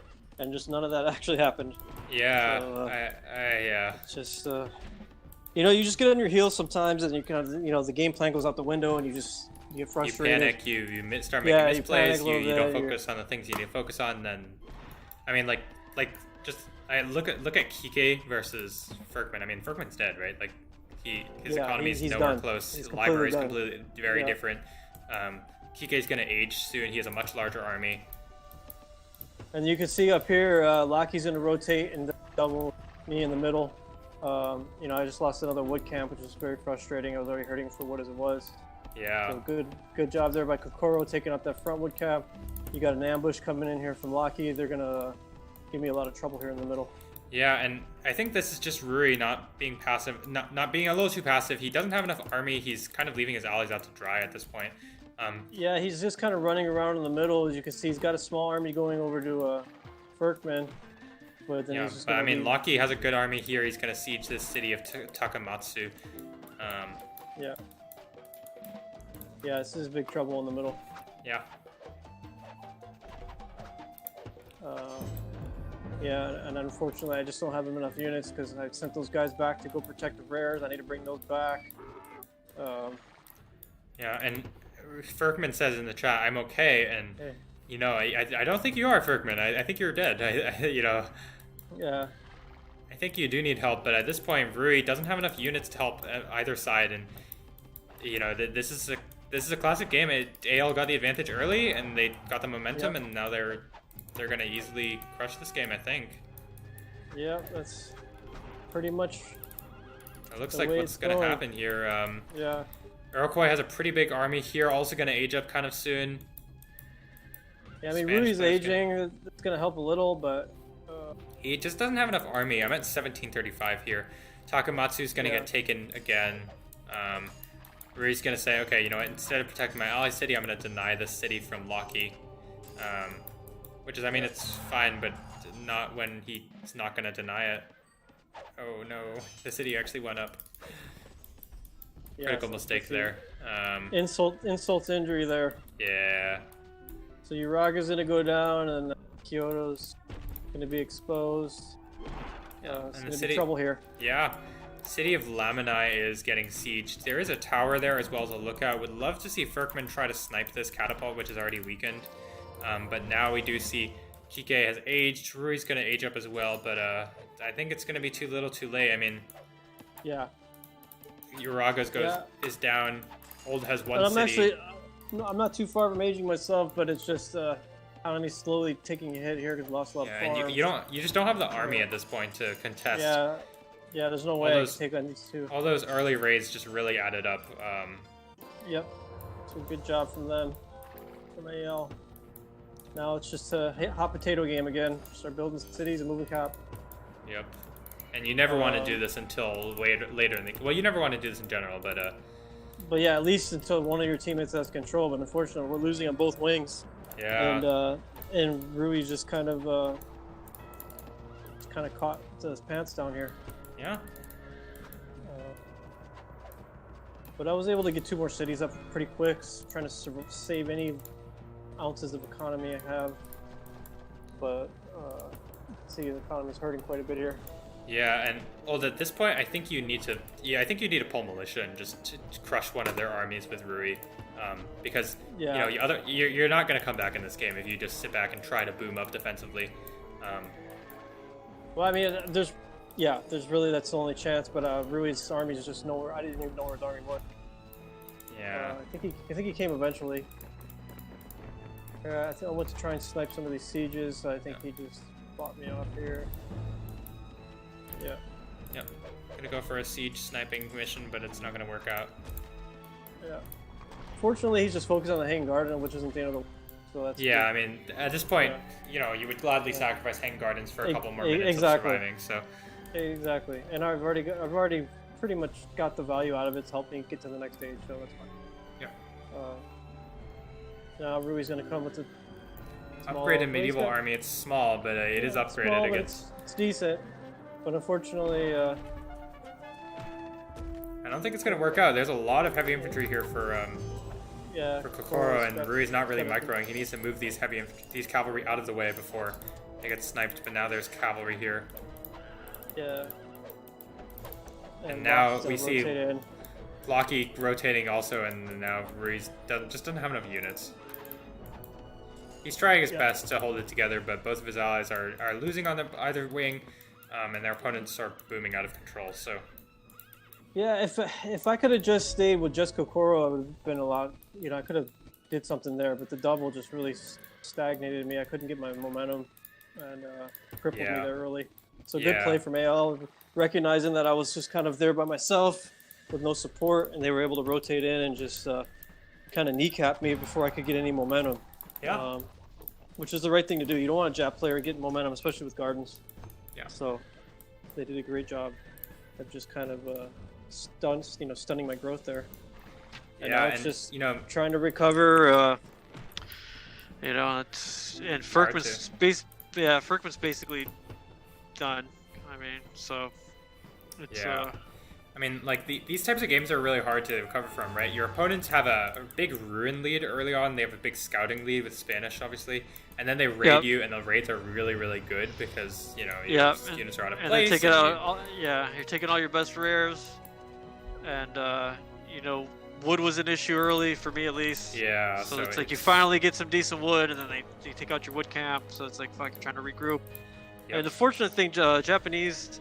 you still get the cheap farms. They don't scale very much, so you can keep building, but it still takes time to regroup. It takes a while. But I was able to H here. Still basically no army.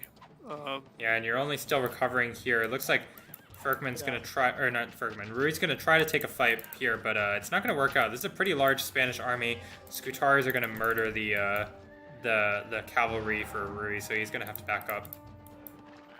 Luckily, his opponent's army is burning, so he can kite a little bit. Yeah.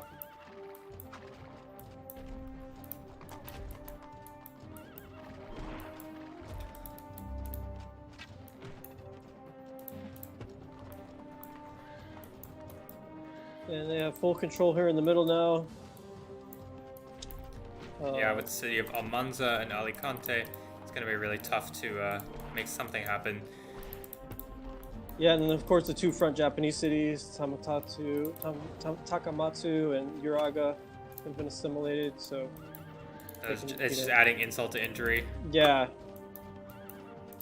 And at this point, AL doesn't need to do anything. They could just sit back and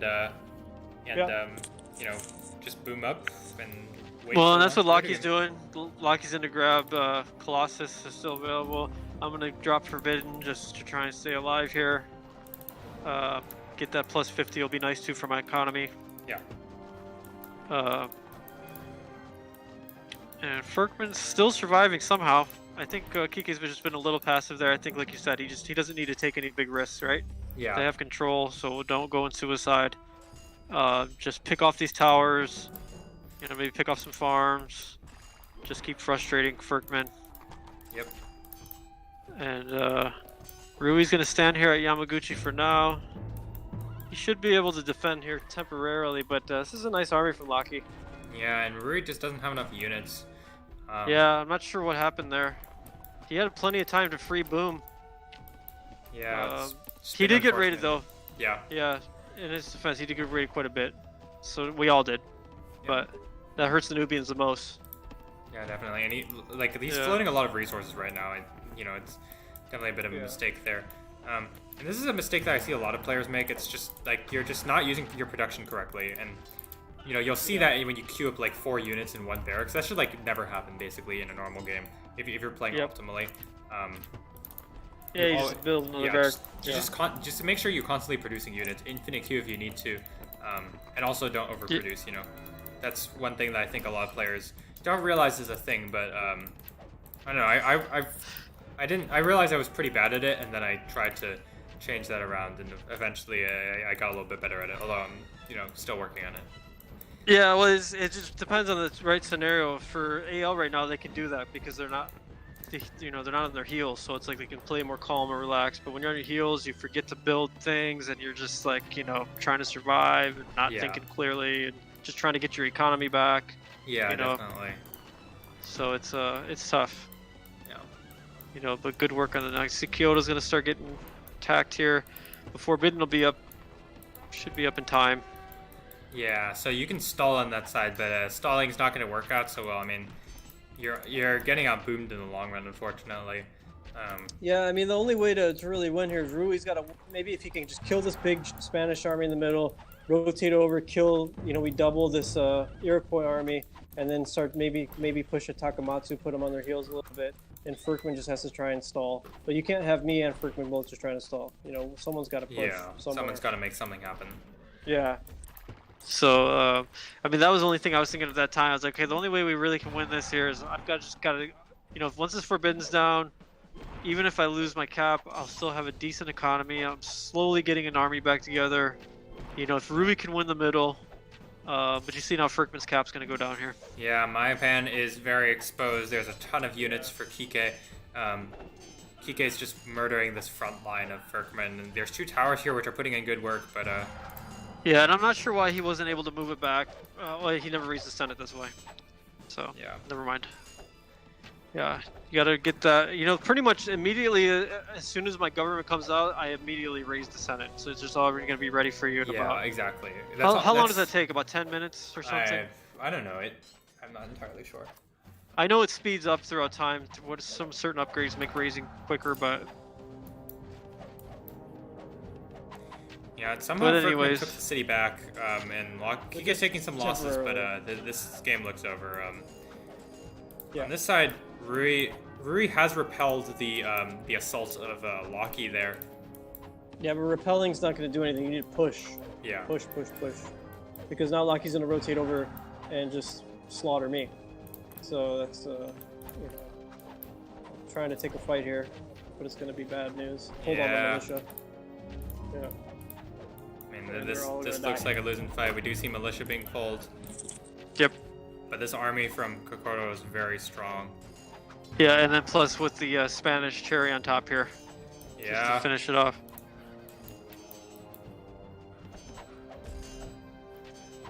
But like I said, I was able to get Forbidden up, so that helps momentarily.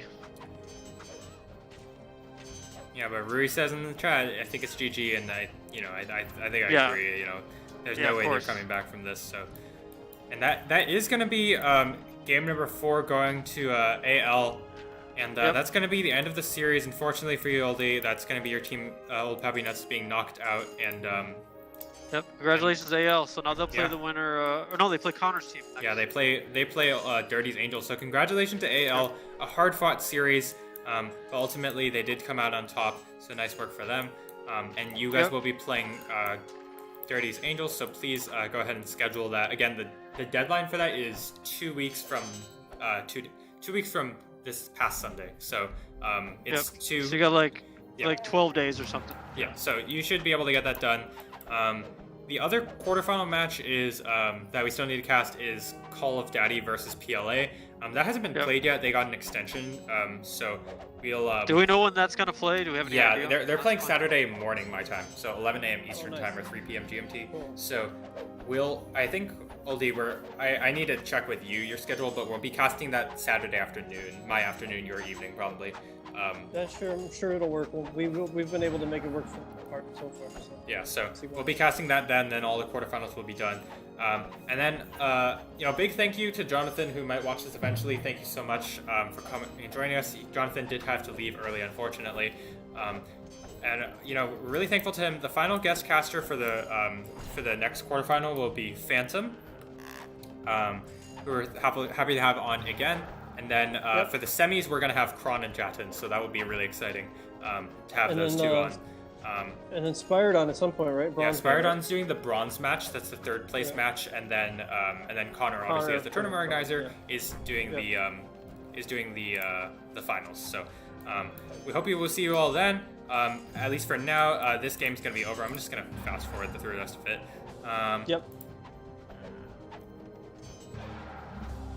Again, congratulations to AL. They well played. Hard fought series there. Had some close calls, but ultimately they came out on top.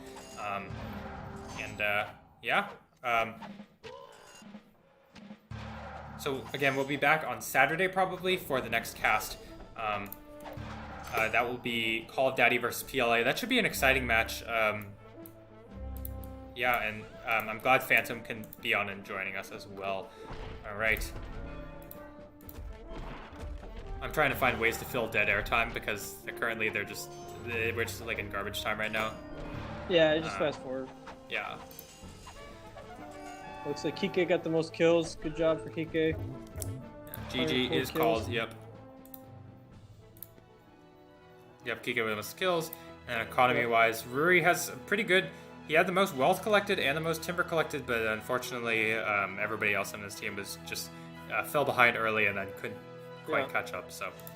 And back to your point, I mean, look at Kokoro, 325 ruin bonus, 300 for Kike, and you saw that really helped him get that fast start, especially for Mongols and Iroquois. That's just such a huge boost to that early economy, and they were able to get out and raid and just get the win for their teams. Good job to AL.